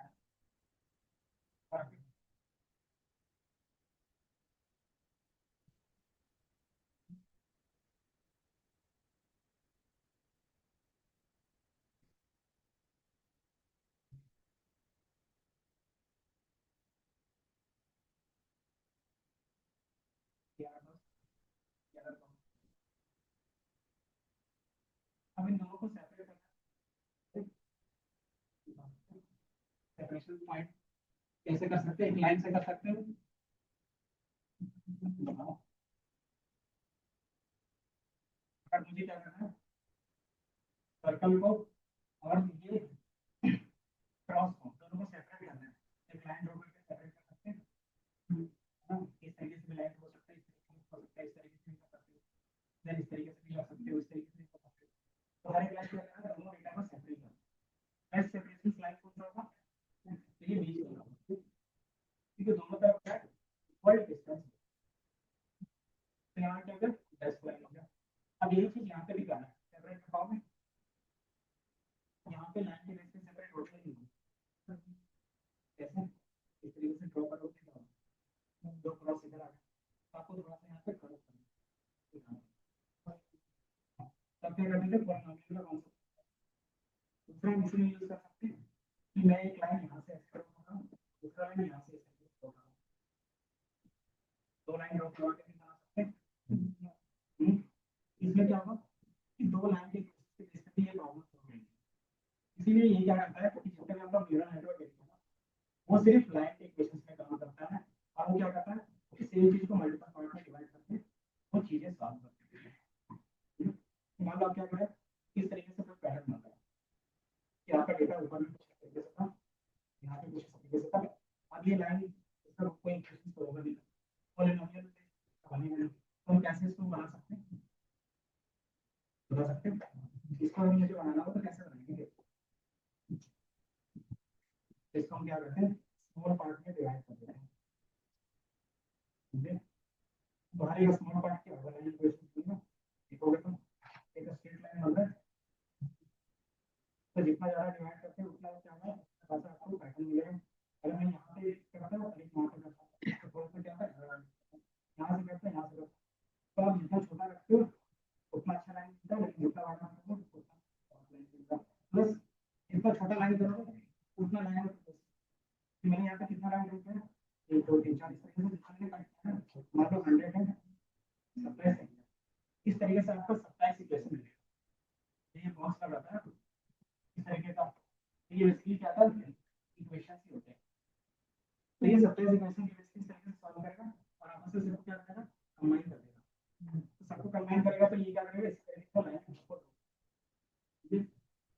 तो यही क्या है आपका न्यूरल नेटवर्क प्रॉब्लम सॉल्व, कि इतना ज्यादा इक्वेशन यहाँ पर इससे बेटर क्या है कि हम एक ही इक्वेशन याद रखें और क्या करें, इस चीज को इस तरीके से इंटीग्रेशन का यूज करके यही डेटा साइंस वाले लोगों ने क्या किया है, निकाला। यही हमारा न्यूमरेटर का काम है। इसमें एक ही इक्वेशन होगा, ये याद रखना है। हाँ, बट मान लो हर जगह स्ट्रेट लाइन होगा तो भी क्या होगा, प्रॉब्लम होगा कि मान लो यहाँ पे थोड़ा सा कर्वेचर चाहिए, यहाँ नहीं मिलेगा, इसको मोड़ना भी पड़ेगा, तो कैसे करेंगे, तो इसी लाइन इक्वेशन में क्या करोगे, कुछ फंक्शंस पास कर दोगे कि मान लो क्या करता है, इस तरीके से स्ट्रेट जा रहा था, इसको थोड़ा सा क्या करना, बैंड करना है, तो हम क्या करेंगे, हमारे पास अलग अलग होते हैं, जैसे 10h का होता है, एक हमारे पास रेलू होता है। रेलू का काम क्या होता है कि रेलू क्या करेगा कि जो भी वैल्यू होगा, जीरो से छोटा होगा तो उसको जीरो बोलेगा, और जीरो से जैसे ही जितना वैल्यू रहेगा वही ला के देगा। हाँ, तो यहाँ पे क्या होगा, अगर आप देखोगे तो एक बैंडिंग पोजीशन बन जाएगी। अगर वैल्यू जीरो से कम है, मतलब नेगेटिव है, तो वैसे का स्ट्रेट लाइन को, और जैसे जीरो से ज्यादा जो भी वैल्यू होगा इसको क्या होगा, इस तरीके से वैल्यू लिखेगा जो भी वैल्यू। तो यहाँ पे आपका बैंड हो रहा है, तो आप क्या करो, अपने लाइन में थोड़ा सा बैंड कर दिया, तो आपने क्या यूज किया, यहाँ पे वैल्यू यूज। इसी तरीके से क्या कर सकते हो, टेनेज का यूज कर सकते हो, इसी तरीके से सिग्मॉइड का यूज कर सकते हो, इसी तरीके से ये की वैल्यू का यूज कर सकते हो।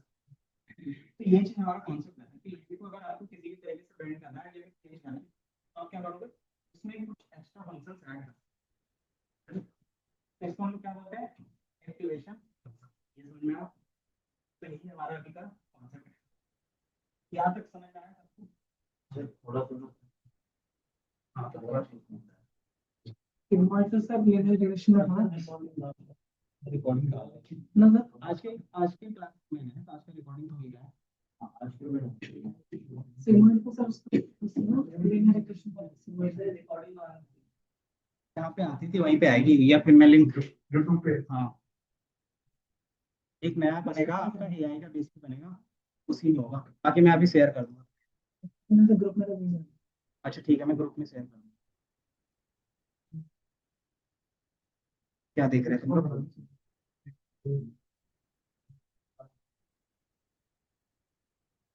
हम्म, अब यहाँ तक एक बार देखो और मुझे बताओ, चीजें समझ में आई? ये स्लाइड तो शेयर है ना आप लोगों के साथ? बेसिकली इसमें एक ही है।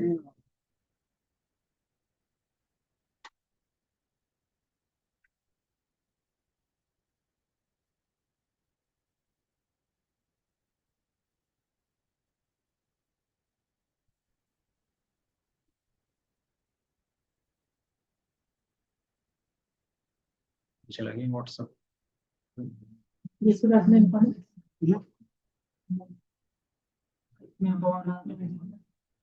एक और मैंने बनाया है, मतलब एक अलग से, अभी क्या बोलते हैं उसको, प्लेलिस्ट। इसी में नहीं, एक और प्लेलिस्ट होगा उसका होगा, बाकी मैं बस सब क्या था यार।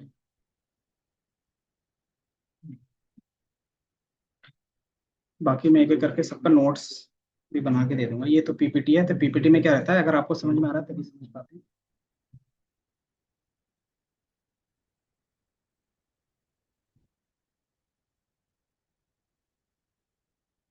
ये एक शेयर कर दिया, और दूसरा एक्टिवेशन फंक्शन जितने होंगे।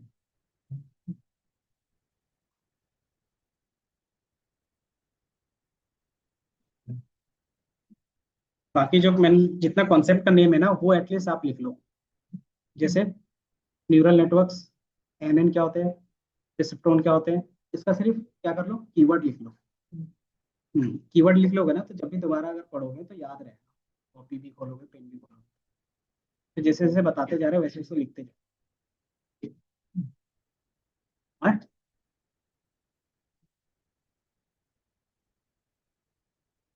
तो डीप लर्निंग में क्या, मशीन लर्निंग है नहीं था ना इसमें, आया था इसीलिए।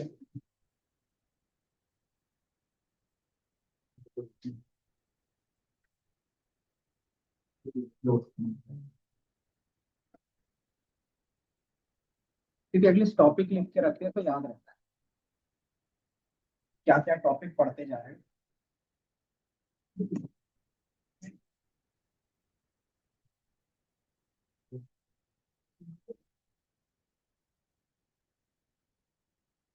कि एनएन क्या होते हैं, बाकी मैंने उसके साथ क्या किया है, कुछ लिंक्स भी प्रोवाइड कर दिए हैं।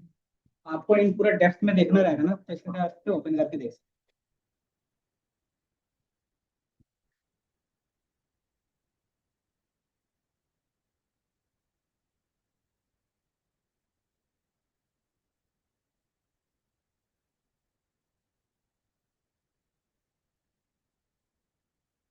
जैसे एग्जांपल कि आपको हर एक पीपीटी में ना कुछ लिंक्स मिलेंगे, ये दिख रहा है। इस लिंक्स में क्या रहेंगे, तो बेसिकली इस तरीके का वेबसाइट रहेगा, और उसमें पूरा डिटेल्स में पूरा थियोरेटिकल रहेगा कि किस तरीके से काम करता है। तो जैसे मैंने बताया क्या इसका काम क्या रहता है, कि फीड फॉरवर्ड किसको बोलते हैं। तो इस तरीके से क्या है कि कुछ ना कुछ आपको हिंट के लिए मिल जाता है। पहला एनएम, दूसरा आपके पास types of NM, types of में क्या होता है, परसेप्टेज होता है। देन एमएलपी होता है जिसको मल्टी लेयर बोलते हैं। देन फीड फॉरवर्ड,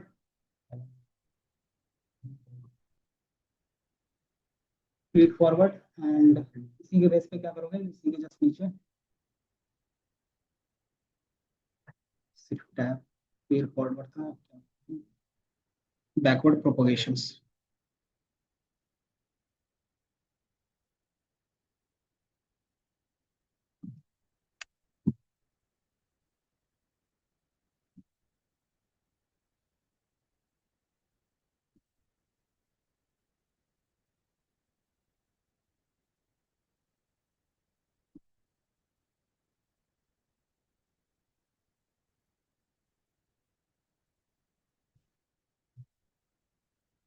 क्या चीज?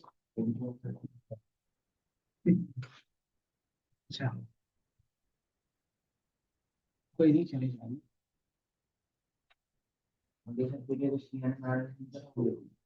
नहीं, ये तो अभी बहुत लंबा चलेगा। आज सिर्फ एक्टिवेशन फंक्शन बताएंगे। है? अच्छा, नहीं नहीं नहीं, अभी मैंने चेंज किया ना, इसलिए शायद।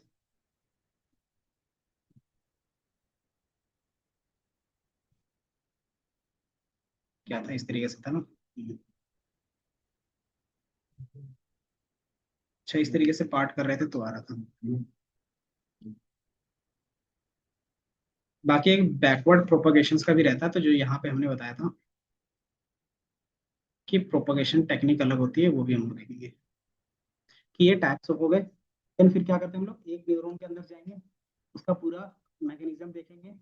देन उसके बाद क्या होगा, आगे जाके फिर एक एक। तो जो पहला रहेगा सिंगल पे, ये भी हम लोग करेंगे। कि जितना भी बात होगा ना, सिंगल प्रेसेप्ट्रॉन या फिर मल्टी लेयर प्रेसेप्ट्रॉन पे ही बात होगा। ये फेमस है। जैसे मैंने बोला ना आरएनएन, अब इसमें क्या होता है कि हर एक लोगों ने अपने तरफ से अलग अलग बनाया है। सीएनएन, इसमें ट्रांसफर लर्निंग का कॉन्सेप्ट आता है। तो इसमें क्या है कि इसी का यूज करके अलग अलग लेयर बनाए गए हैं। कि ये बोल रहा है कि ये क्या हो गया, ह्यूमन के लिए अच्छे से काम कर रहा है, ये क्या कर रहा है, कार के लिए अच्छे से काम कर रहा है, ये क्या कर रहा है, एनिमल्स के लिए अच्छे से काम कर रहा है। तो हम लोग क्या करते हैं, फिर यूज केस के हिसाब से फिर यूज करते हैं। ये सीएनएन का ही है, बट क्या है कि अलग अलग यूज केस में अलग अलग क्या होगा, लेयर यूज। ये क्या होगा, मान लो आपके पास क्या है, डॉग और कैट है। दोनों का पैटर्न क्या होता है, अगर दूर से देखेंगे तो कभी कभी सिमिलर दिखते हैं। जैसे कुछ डॉग्स होते हैं ना ऐसे, छोटा वाला क्या बोलते हैं उसको, वो बिल्ली जैसा दिखता है वो, वोडाफोन वाला। जो कुत्ता नहीं रहता, जो बिल्ली जैसा दिखता है, पमेरियन। तो अगर आप क्या करते हो, उसके बेस पे मशीन लर्निंग में क्या ट्रेन करोगे ना, तो वो सेग्रीगेट नहीं कर पाएगा। क्यों? क्योंकि दोनों सेम तरीके से दिख रहे हैं। दूसरा कैट और लेपर्ड में भी, लेपर्ड में भी दोनों भी क्या होगा, सेम तरीके से दिखेगा। तो उसमें भी क्या करेगा, सेग्रीगेट नहीं कर पाएगा, साइज के हिसाब से रहेगा और भी सारे। तो उसमें डिटेलिंग फीचर्स चाहिए, इसके लिए क्या करेगा, लेयर्स आपको बढ़ाने पड़ेंगे। तो वो क्या रहेगा, कॉन्सेप्ट रहेगा फिर किसके बेस पे आप यूज करना चाहिए। समझे? ये लिख लिया टाइप्स। बाकी चीजें तो सिर्फ टाइप्स लिखते हो, उसके बाद तो आपको सारा पीडीएफ में या फिर इंटरनेट में मिल जाता है कि जैसे CNN लिखोगे तो उसके बारे में पूरा डिटेल आ जाएगा, RNN लिखोगे तो उसके बारे में पूरा डिटेल आ जाएगा। और इन चीज़ों को अगर हम लोग डिटेल में देखेंगे तो वहाँ पे भी परसेप्ट्रॉन परसेप्ट्रॉन में कंपोनेंट क्या क्या होते हैं वो लिख लो। पहला इनपुट होता है, वेट्स होता है, समेशन होता है और एक्टिवेशन फंक्शंस होते हैं। अब इनका काम क्या रहता है वो आप लिख सकते हो। बाकी हिस्टोरिकल इंफॉर्मेशन नहीं लिखोगे काम चल जाएगा। या तो फिर क्या करोगे, सिर्फ सिंपल इमेज बना के यहीं पे लिख सकते हो इसका, है ना। इनपुट किसको बोलते हैं तो एक लाइन पे यही लिख सकते हो जो फीचर्स होते हैं। वेट्स किसको बोलते हैं तो वेट्स के बारे में यहीं पे लिख सकते हो इमेज बना के, तो वो ज्यादातर याद है। क्या हो गया, क्या सुन रहे हो? रील्स।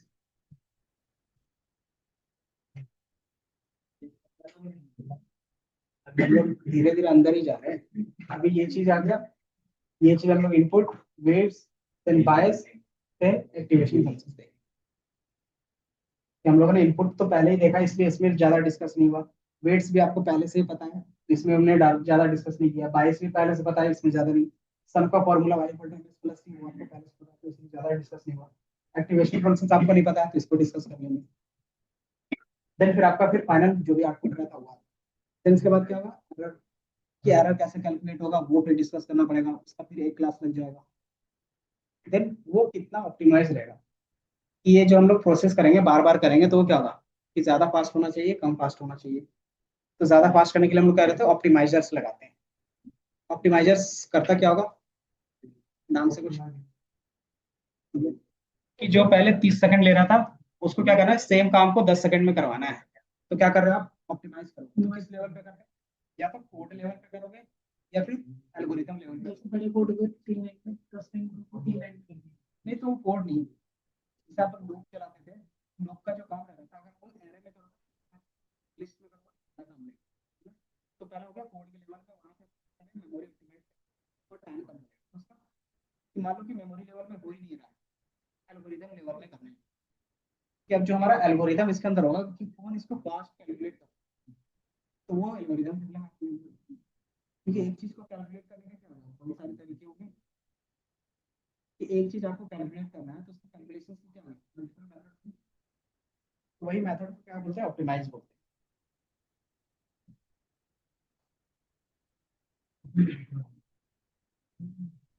डीप लर्निंग सही है, क्योंकि आपका भेजा है जो है ना क्या बोलते हैं ब्रेन, उसी का मैथमेटिकल इक्वेशन है। हमारा ब्रेन भी इसी तरीके से फोकस करता है। तो जैसे जैसे डीपली जाओगे ना वैसे वैसे सारा चीज डिटेल में दिखेगा। लिख लिया। Then single layer multi layer concept यहाँ पे है। देन कितने लेयर होते हैं, इनपुट हिडन और आउटपुट। काम किस में ज्यादातर होता है, हिडन में। और हिडन लेयर में क्या हो रहा है वो हमें नहीं चलता पता। और उसी को हम लोग क्या बोलते हैं, ब्लैक बॉक्स। कि कोई भी क्या है मॉडल्स किस तरीके से चीजें पैटर्न फाइंड कर रहा है हमें नहीं पता चलता, क्यों, क्योंकि उसमें इस तरीके के क्या रहते हैं न्यूरॉन्स रहते हैं, वो किस तरीके से चीजें सोच रहा है हमें नहीं पता चलता। ये देख लिया। एक फीड फॉरवर्ड लिख लोगे, और एक क्या करोगे बैक प्रोपगेशन। और इसमें क्या क्या चीजें होती है कंपोनेंट वो, ठीक है। बाकी फिर इसके बाद का यहाँ से स्टार्ट होगा। यहाँ पे क्या होगा, क्या क्या देखोगे, ये हमने देखा, ये न्यूरॉन्स, वेट एंड बायस ये पता है। देन एक्टिवेशन फंक्शन भी देखेंगे। फिर आप क्या देखोगे, एरर कैलकुलेशंस जो हमारा करेगा ग्रेडियंट पे बेस करेगा। देन ऑप्टिमाइजेशंस की ऑप्टिमाइज कैसे कर सकते हैं।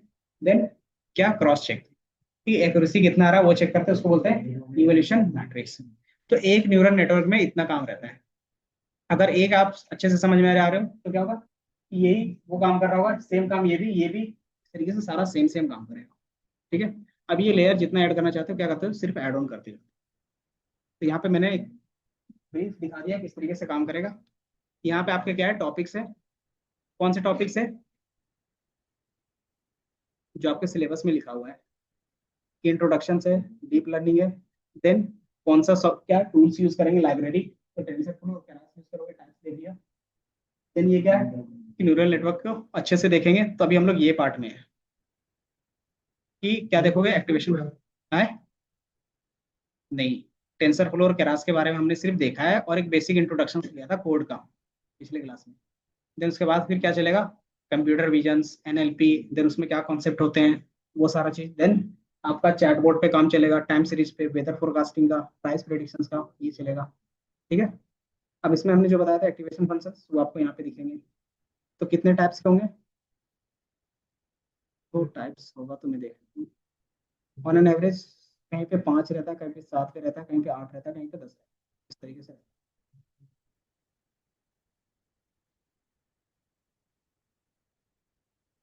इसके यहाँ से डिलीट करते हैं। Shift chat.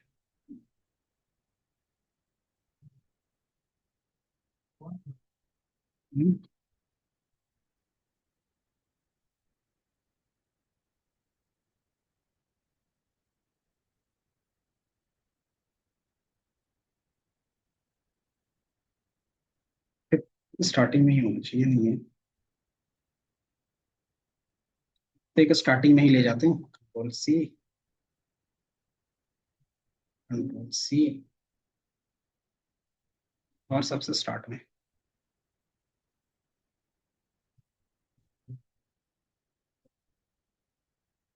MV, और इसको थोड़ा सा बड़ा कर लेते हैं। तो यहाँ पे एक बेसिक ओवरव्यू मिलेगा, और कुछ नहीं। ठीक है कि एक्टिवेशन फंक्शंस का काम क्या रहेगा।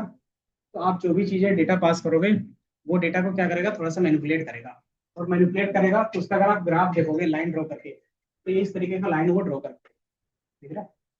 कि आप क्या करना चाहते हो, इस तरीके का स्टेप वाइज ड्रॉ कराना चाहते हो, तो इसका यूज करोगे। आप क्या करना चाहते हो, रेंज बढ़ाना चाहते हो -1 से +1 के बीच, तो आप ये वैल्यू ले सकते हो। देन आपको एक स्ट्रेट लाइन करवाना है, तो क्या कर सकते हो, लीनियर यूज कर सकते हो। आपको क्या करना है कि आप नॉर्मली बीच में वैल्यू बैंड कराना चाहते हो, तो सपोर्ट वेक्टर का यूज करते हो। अगर आपको क्या करना है कि बेसिकली थोड़ा सा बैंड करवाना है, तो क्या करते हो, मल्टी सॉरी लॉजिस्टिक रिग्रेशन का यूज करोगे, प्रोबेबिलिटी के बेस पे। देन इसमें क्या होगा कि आपके पास मल्टीपल वैल्यूज है, तो क्या कर सकते हैं, हाइपरबोलिक टेंजेंट, जिसको बोलते हैं 10H। तो ये क्या करेगा, कुछ इस तरीके से कर्व बना के दे देगा। रेलू आपका कुछ इस तरीके से कर्व बना के देगा। रेक्टिफायर तो ये कुछ शार्प कर्व बना के देगा। तो ये क्या कर रहा है, सिर्फ लाइन को चेंज कर, देख रहे हो कि हमारे पास एक डेटा आया, उस पे डेटा के बेस पे क्या चेंज कर। हाँ, लाइन इक्वेशंस 1D में होता है। 1D किसको बोलते हैं? इसमें तो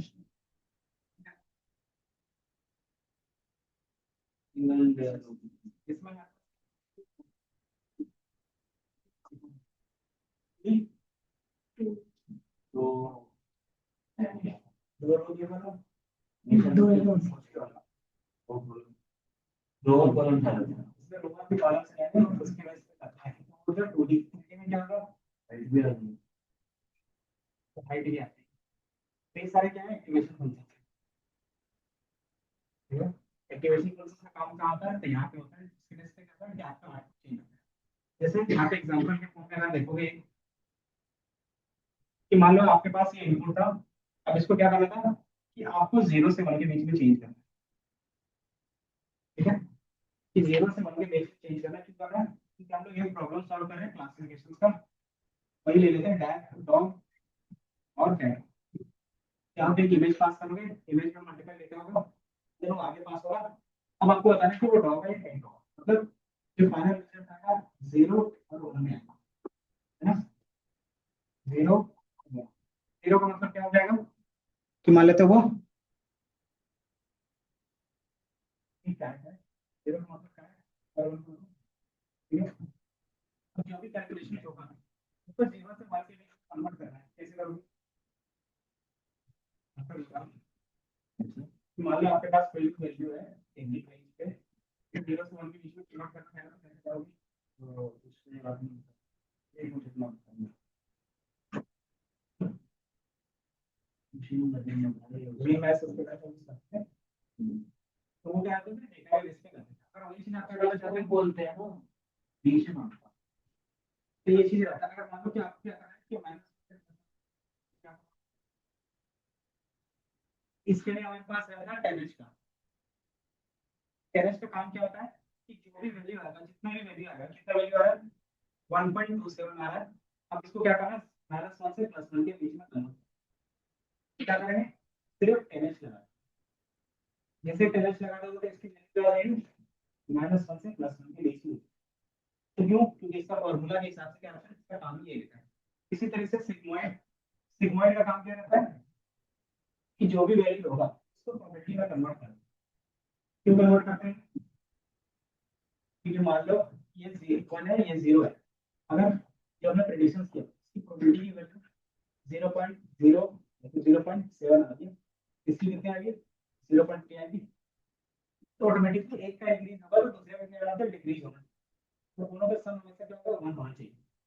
तो ये हमेशा कैसे होगा, तो जब हम क्या करोगे लास्ट को इस सिग्मॉइड को पास करके रखो। क्यों? क्योंकि सिग्मॉइड क्या करता है, प्रोबेबिलिटी के बेसिस पे सारे नंबर को चेंज करता है। तो अगर ये 7 है तो ये 3 होगा, तो मतलब 0.7 है, मतलब ये एकदम ज्यादा है। इसका मतलब क्या है, ये जो एवरेज होगा वो किसका होगा, क्या है।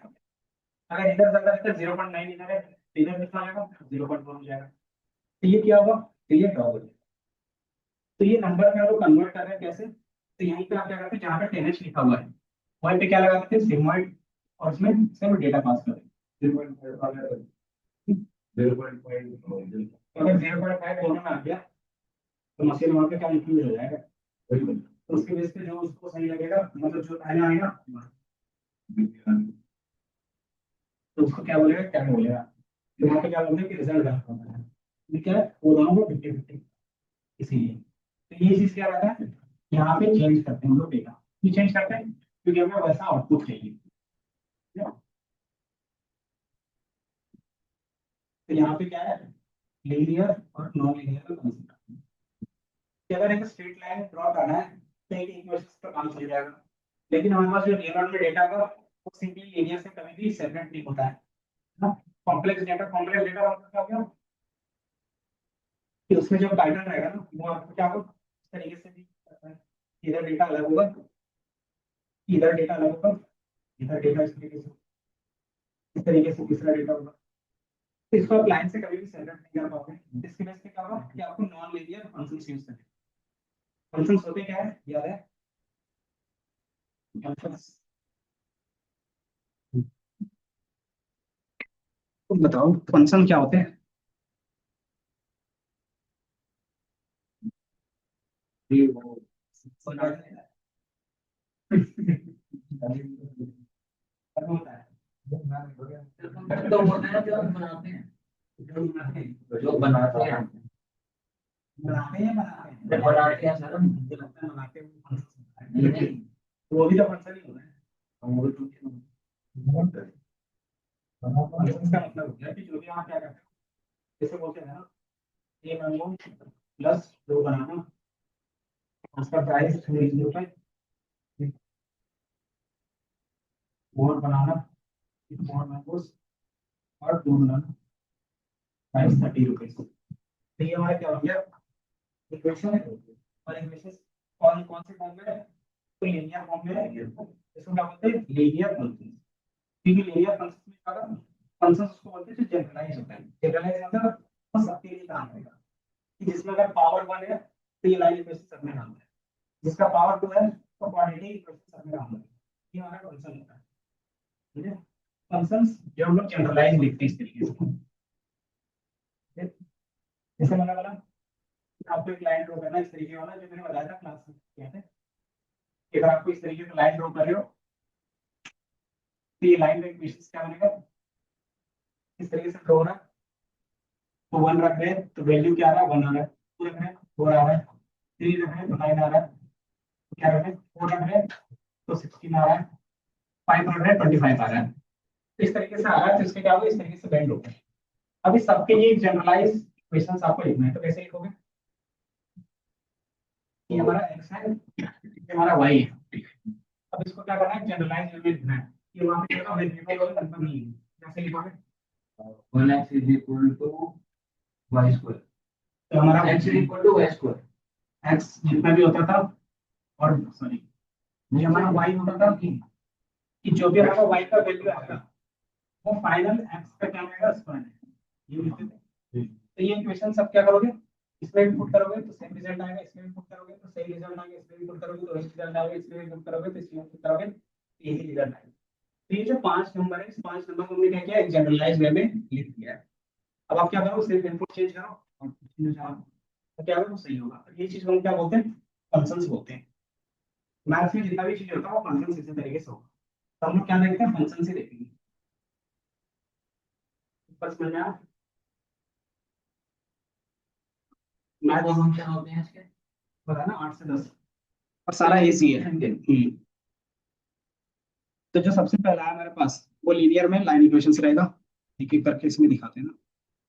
अब यहाँ पे क्या है कि पूरा डेफिनेशन के फॉर्म में है कि what is a neural network, expression functions, ये टेबल फंक्शंस क्या होता है, तो यहाँ पे पूरा डेफिनेशन है, रोल है, क्या काम होता है, इसके बेस पे तो आपको देख लेना। दूसरा कि हम लोग ये यूज करते हैं, वो मैंने बताया कि अगर आपको क्या करना है, तो प्रॉब्लम सॉल्व करना है, कि मान लो आपको इस तरीके का प्रॉब्लम सॉल्व करना है, यहाँ से ले यहाँ तक एक पाइप क्या करना है आपको, क्या बोलते हैं इसको, पाइपलाइन बिछाना है। तो क्या करते हो, मान लीजिए बीच में क्या है कि पोल्स है, जैसे क्या बोल सकते हैं कि घर है, तो घर के बीच में तो खुदाई नहीं करो, कैसे करेंगे, तो बैंड करके करो। कैसे होगा बैंड, तो आप इस पाइप को इस तरीके से ले जा सकते हो।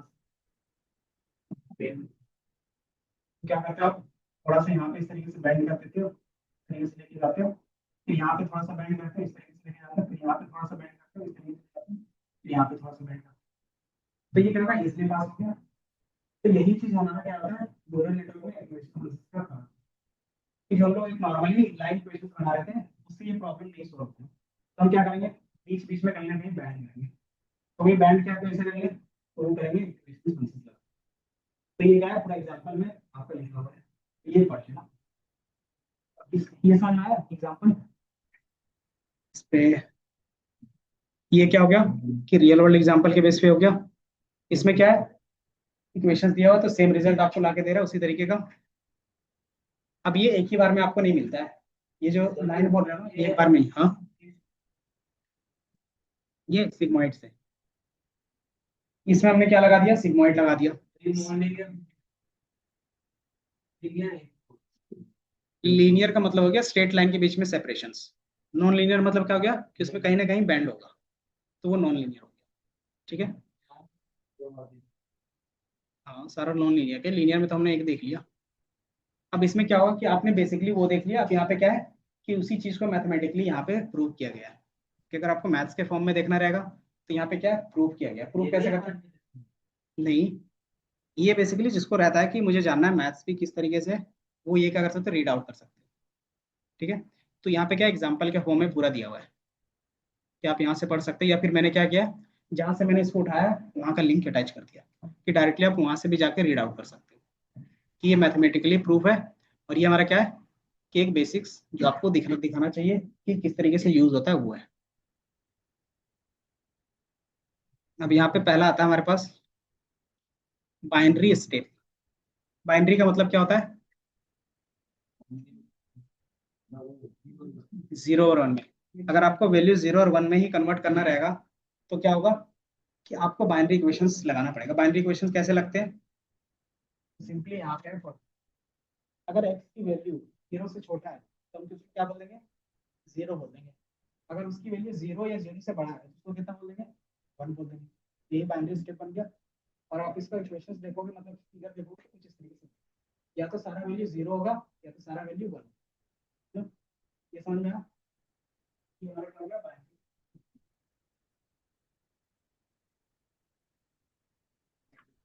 ये समझ में आया,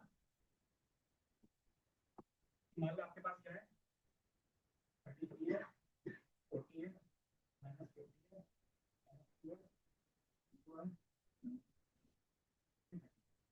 अब इसमें मैंने क्या किया, बाइनरी कैसे लगाओगे, मान लो पूरा है और इसमें पास कर दोगे ये, जैसे 35 पास हुआ, बताओ क्या है। तो आप ये इक्वेशन चेक करोगे तो क्या है, क्या है, तो बाई इक्वल टू बनाएगा। दूसरा क्या आएगा, यदि फंक्शन के पास होगा 40, ये चेक करेगा 40 क्या है, जीरो से बड़ा है छोटा है, वो चेक करेगा, फिर अभी वन आएगा, ये माइनस है जीरो, माइनस 50, ये क्या होगा जीरो, ये क्या करेगा, ये माइनस जीरो, तो जीरो का क्या था वन, ये वन आएगा, ये क्या होगा। तो जो आपका ये फिर वही जीरो वाला मिल गया है ना, तो ये चीज क्या करेंगे, कन्वर्ट करेंगे।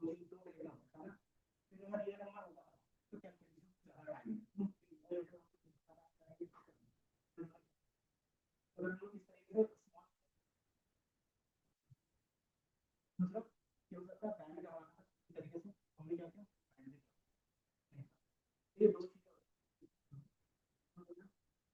इसमें क्या होगा बीच में कोई भी वैल्यू नहीं रहेगा या तो 1 रहेगा या तो 0 है ठीक है ये समझ में आया पहला क्वेश्चन बताओ बस बताओ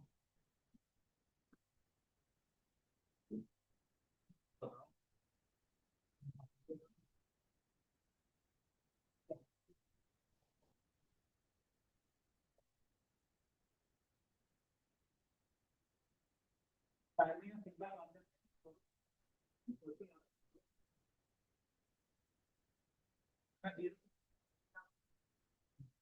अगर वो क्या 0 से बड़ा है इसका नाम हर्ष अब ये थोड़ा समझ आया नहीं पूरा समझ में आया बताओ ये बायोलॉजी फंक्शन है बता रहे हैं आप बताओ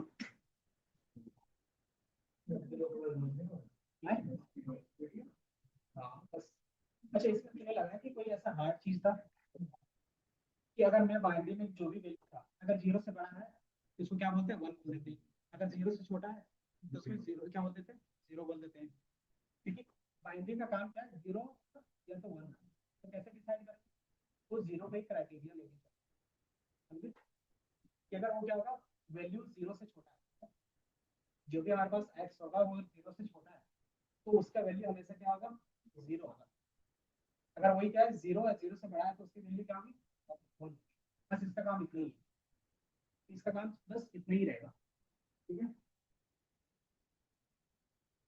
स्टेप फंक्शन जो भी रहता है ना वो सबसे इजी रहेगा दूसरा इसका यूज केस है तो वो हम लोग देख लेंगे बाकी दूसरा ये देख लेते हैं लाइन ये तो पता है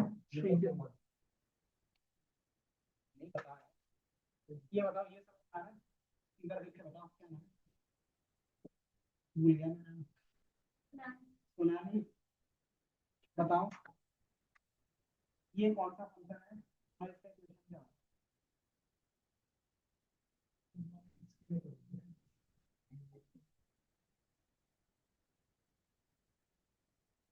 बताओ देख के भी पता चल रहा है भाई यही तो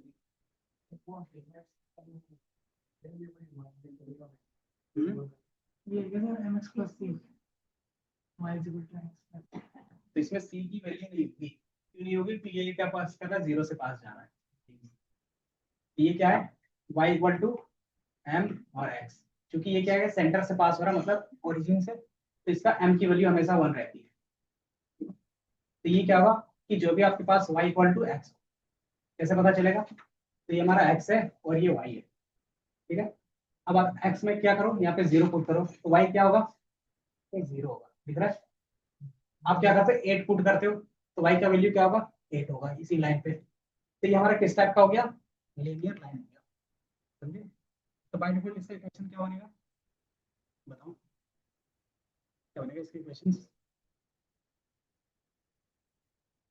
जल्दी से बताओ x प्लस 8 ये बनेगा y equal to mx sorry y equal to x कि जो भी x का वैल्यू होगा वही क्या होगा y की वैल्यू होगी ये जो हमारे पास टाइम दिख रहा है ना स्टैंड होगा उस लाइन का equation है तो जहां पे x है जहां पे x है वहीं पे क्या होगा मतलब क्या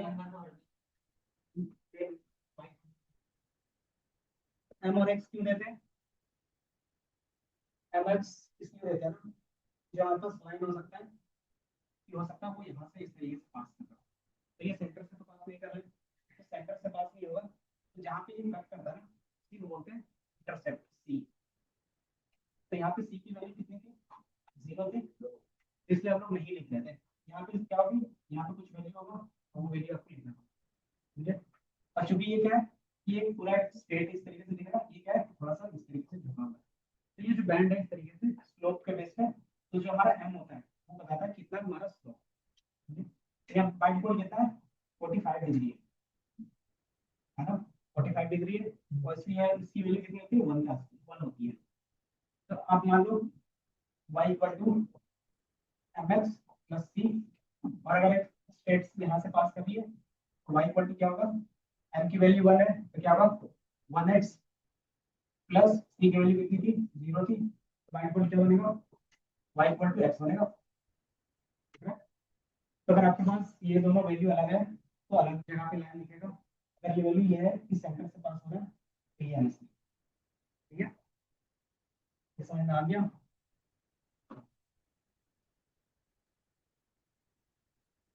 बाकी 2 मिनट और तो बस दिखा देते हैं, बाकी चीजें बाद में मतलब डिटेल से कल देखेंगे। तो वो लीनियर बेस पे था, ये नॉन लीनियर होगा, मतलब स्ट्रेट लाइन नहीं होगा।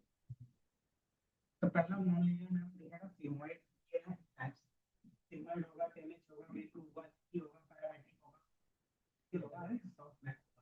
इसके अलावा और भी होते हैं जो ऑप्शनल है, वो भी ठीक है, तो इसमें साफ है कि आप देखो, इसमें मैं क्लिक बेस पे तो यूज क्यों करते हैं अलग अलग, क्योंकि अलग अलग टाइप के प्रॉब्लम के लिए क्या होता है अलग अलग मेथड आप यूज करते हैं, है ना। अगर आपको बाइनरी क्लासिफिकेशन करना चाहते हो तो क्या करोगे, ज्यादातर सिग्मॉइड यूज कर लेंगे। अगर आप मल्टी क्लास क्लासिफिकेशन करते हो तो ऑप्टिमाइज यूज करते हो। अगर आप मल्टी क्लास लेबल करवाना चाहते हो तो क्या करते हो, सिग्मॉइड का भी यूज कर सकते हो। इसके अलावा रिग्रेशन में क्या होगा, तो लीनियर रिग्रेशन, ये बेसिक्स है। अब इसमें क्या होगा, एक्टिवेशन फंक्शन, सेचुरेटेड अनसेचुरेटेड, मतलब नॉन सेचुरेटेड, ये कॉन्सेप्ट अलग होगा, उसको हम देखेंगे। देन ये definition से पहला सिग्मॉइड, मैंने बताया था सिग्मॉइड का काम क्या होता है, पहला जो लाइन लिखा है वो पढ़ के बताओ।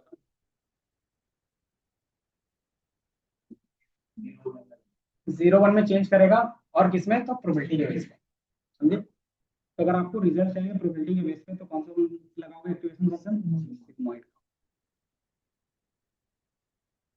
बाकी प्रॉब्लम ये सारा चीज डिस्कस करेंगे। दूसरा हमारे पास क्या था, सॉफ्टवेयर। सॉफ्टवेयर क्या करता है देख के बताओ। सिग्मॉइड की तरह है, बट डिफरेंस क्या है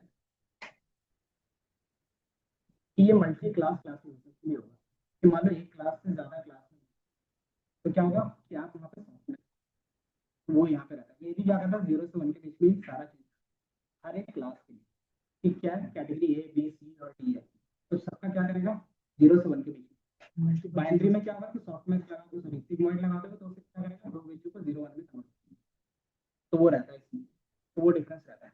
बाकी एग्जाम्पल के फॉर्म में भी है, वो भी हम लोग देखेंगे। बाकी मैथमेटिकली उसका कैसे चलता है, किस तरीके से होता है, वो सारा चीजें। फिर यहाँ पे क्या है, रियल वर्ल्ड एग्जाम्पल किस तरीके से वो करता है, कि आपके पास 2 क्लास से ज्यादा होगा तो आप क्या करते हो, इसका यूज करते हो। यहाँ पे क्या होगा कि आपको प्रोबेबिलिटी के बेस में चेंज करके दे रहे हो, किसकी ज्यादा प्रोबेबिलिटी है, जो 0.91 की है, तो वो क्या होगा आपको नंबर होगा। एक्चुअल में जब आप कैलकुलेशन करते हैं, कि मान लो जब आपने कैलकुलेशन किया ना न्यूरल नेटवर्क से, तो ये नंबर आ गया। अब इस नंबर में बता सकते हो कि कौन सा स्टेज का कैंसर है, फर्स्ट, सेकंड, थर्ड या फोर्थ, बता सकते हो इस नंबर के बेस पे। अब इसी चीज को मैंने क्या किया, सॉफ्ट मैथ्स का यूज करके कन्वर्ट कर दिया है इसमें 0 से 1 के बीच में, और जब इसका सम टोटल सम होता है वो हमेशा क्या होगा 1 होगा। तो इन सबको ऐड करोगे ना तो हमेशा 1 आएगा। ठीक है? देखो इसकी वैल्यू ज्यादा है तो ये मिडिल वाला है, कितना है 0.9 है, तो किसका ज्यादा चांसेस होगा, तो ये टाइप का स्टेज का कैंसर ज्यादा है, ये प्रेडिक्शन। ये समझ में आया? तो इसलिए हम क्या करें, ये फंक्शन यूज करें। तो प्रिडिक्शंस के लिए सभी क्लासेस के लिए ज्यादातर सिग्मॉइड और softmax use, multi class classification है तो क्या यूज होगा, इधर सॉफ्टमैक्स यूज। अगर सिंपल है तो बाइनरी है तो सिग्मॉइड, तो ये यूज कर सकते हैं। ये समझ में आया कि हम लोग सिर्फ वैल्यू का रेंज चेंज करते हैं, इसके अलावा बाकी एक एक चीज पढ़ के बताएंगे। बाकी सॉफ्टमैक्स और सिग्मॉइड में क्या डिफरेंस है वो देख लोगे। तो सॉफ्टमैक्स क्या होगा, multi classification, sigmoid binary classification होगा। देन एक आता है टेनेज। टेनेज का काम क्या है, कि वैल्यू देखोगे तो यहाँ पे पता चलेगा। 2 मिनट, 2 मिनट रुक जा, हो जाएगा। टेनेज का काम क्या रहता है कि जो भी वैल्यू रहेगा उसको -1 से +1 के बीच में कन्वर्ट करना। पे आते होंगे, क्योंकि जो हमारे पास कैलकुलेशन रहेगा ना वो जितना छोटा रहेगा उतना जल्दी होगा। इसका ज्यादातर टेनेज का यूज होता है मिडिल लेयर पे, यहाँ पे क्या होगा कैलकुलेशन होगा वहाँ पे इसमें यूज होगा। और जो हमारे पास सिग्मॉइड था और लीनियर था ना वो फाइनल इनपुट लेयर पे, क्योंकि फाइनल रिजल्ट हमें चाहिए होगा। इसका कहाँ पे यूज करते हैं तो फाइनल पे, तो बीच में भी तो हमारे पास कुछ लेयर है, इसमें भी एक्टिवेशन में क्या होता है ज्यादातर टेनेज वैल्यू यूज, वो क्या करता है वैल्यू का रेंज, तो ये क्या कर रहा है -1 से -1 से +1 के बीच में कर रहा है कैलकुलेशन, तो ये पहला हमारे पास क्या रहेगा रेलू, रेलू का काम क्या रहता है बताओ देखते हैं, कौन एक्सप्लेन करेगा इस फंक्शन को, इसका मतलब क्या है बता सकते हो, इस वाले का क्या मीनिंग है।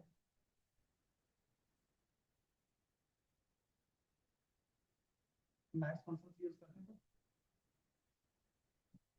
तो मैक्स में क्या होगा कि दो वैल्यू है, एक 0 है एक x, तो अगर x की वैल्यू 5 है तो क्या रिटर्न करता है, अगर x की वैल्यू -2 है तो क्या रिटर्न करता है 0, यही काम है, तो यही काम है वैल्यू का, तो मैक्स का फंक्शन जो यूज कर रहे हो उसमें दो वैल्यू पास होंगे, एक 0 पास होगा और एक जो एक्चुअल डेटा होगा वो पास होगा, अगर वो 0 से ज्यादा है तो क्या होगा वो एक्चुअल वैल्यू प्रिंट करवा लेगा, अगर 0 से कम है तो क्या करेगा, तो उसका जो स्ट्रक्चर बनेगा कुछ इस तरीके से ठीक है। तो ये क्या हो गया वैल्यू का, इसी तरीके से हो सकता है क्या कि जो हम नेगेटिव वैल्यू है तो हम लोग 0 नहीं करना चाहते, कुछ पार्ट रखना चाहते हैं, मतलब 0.00 समथिंग रखना चाहते हैं, तो उसको बोलते हैं लीकी वैल्यू। लीकी वैल्यू का मतलब क्या हो गया कि ये वैल्यू थोड़ा सा रहेगा और इस तरीके से जाएगा, कि जो भी आपके पास नेगेटिव ये हो सकता है जो पॉजिटिव में है वो क्या हमारा फीचर फीचर मतलब प्रेडिक्ट करना चाहते हैं बहुत सारे, जो नेगेटिव में वो क्या है कि एक्स्ट्रा डेटा है तो वो रहता है, इसलिए इसका ये फिल्टर आउट करना, तो ये वैल्यू क्या इसी तरीके से एडवांटेज डिसएडवांटेज आप देखोगे। देन मैंने बताया लीकी वैल्यू क्या करेगा, तो मैंने बता दिया थोड़ा सा क्या होगा बैंड होगा, कितना बैंड होगा तो जो भी आपके पास एक्स रहेगा उसका 0.01 इससे ज़्यादा मतलब 10%, तो जो अगर आपका 100 है तो ऑटोमेटिकली क्या होगा उसकी तो वो लीकी वैल्यू इसी तरीके से क्या होता है पैरामीट्रिक, पैरामीट्रिक का मतलब क्या होता है कि जो आपके पास ये वैल्यू था 0.01 से जो मल्टीप्लाई कर रहे थे, अगर हम चाहते हैं क्या 20% रखना चाहते हैं तो आप क्या करें एक वैल्यू ले, कि अगर यहाँ पे 0 है तो हमारा क्या हो गया वैल्यू हो गया, अगर यहाँ पे 0.1 के बेस पे है तो हमारा क्या हो गया लिखी वैल्यू हो गया। अब यहाँ पे जो वैल्यू आप अपने हिसाब से मॉडिफाई करना चाहते हो तो वही हमारा क्या हो गया पैरामीटर, कि ए की वैल्यू अगर मैं क्या करता हूँ 0.20 रख देता हूँ तो ऑटोमेटिकली क्या होगा 20% ले लेगा, 30 कर दूंगा तो क्या होगा 30% ले लेगा, 1 कर दूंगा तो क्या होगा अप्रोक्स सेम सेम हो जाएगा, तो सेम सेम तो नहीं चाहिए, या तो कम चाहिए या तो ज्यादा, है ना। तो ये हमारा क्या हो गया पैरामीट्रिक वैल्यू, कौन फंक्शंस देखोगे सेम है, तो यही डिफरेंस होता है तीनों में, और तीनों का डिफरेंस वैसा कुछ 0.1 तो क्या 0 हो गया था रेलू और 0.1 लिखी रेलू, अगर आप अपने हिसाब से कस्टमाइज करना चाहते हो तो हमारा क्या होगा पैरामीटर, यही रहता है। इन तीनों का यूज केस समझ में आता है, यही था साइड, बाकी सब पे यहाँ पे इमेज के लिए, अब हमें कौन सा एक्टिवेशन कब चूज करना चाहिए तो वो चीजें लिखी हुई है। बाकी यहाँ पे क्या है शॉर्ट नोट्स के बारे में, कि सिग्मॉइड है तो उसकी क्या है बेसिक प्रॉपर्टीज, अगर क्या 10H है तो उसकी क्या प्रॉपर्टीज है, और ये कब आया था उसका क्या है डेट ऑफ क्लिक आवर, कि जो हमारे पास ये था 10H 90s में आया था, सॉफ्टमैक्स 200 में आया था, ये भी 2010 में आया था, क्या रेलू का कॉन्सेप्ट और क्या है और कुछ होगा हमारे पास 2011 में लिखी रेलू का, और कभी लेटेस्ट में हमारे पास स्पेस का है, देन हमारे पास क्या है एशियन का है, रेलू का है, ये जितना भी है ना एक्स्ट्रा ये सारा चीज रेलू का ही फंक्शन है, रेलू को क्या किया है किसी ने मॉडिफाई किया है उसी में से आ रहा है, अब उसका क्या है कि यूज किया तो उसका क्या है रिजल्ट अच्छा आ रहा है, इसलिए हम यूज करते हैं, यहाँ पे एग्जांपल के फॉर्म में सारा ये समझ में आया एक्टिवेशन फंक्शन। का यूज केस और सारी चीजें बाकी एक बार डिटेल्स में तो देख लेंगे। तो ये समझ में आया कि एक न्यूरल नेटवर्क में क्या होगा, इनपुट होगा और वेट्स होंगे, समेशन होगा, समेशन में फिर एक्टिवेशन फंक्शंस लगेगा, हाँ बायस भी ऐड होगा, बायस के बाद आपके पास क्या होगा, एक्टिवेशन फंक्शंस लगेंगे, देन आपको वाई मिलेगा, मतलब आउटपुट मिलेगा। उसके बाद फिर क्या काम रहेगा, एरर कैलकुलेट करने का।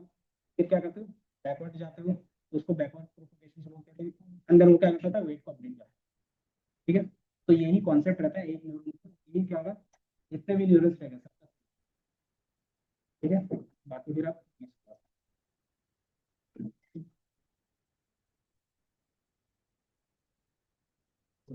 हाँ, बाकी फिर आप नेक्स्ट क्लास में, हाँ, बाकी फिर ये भूल मत जाना।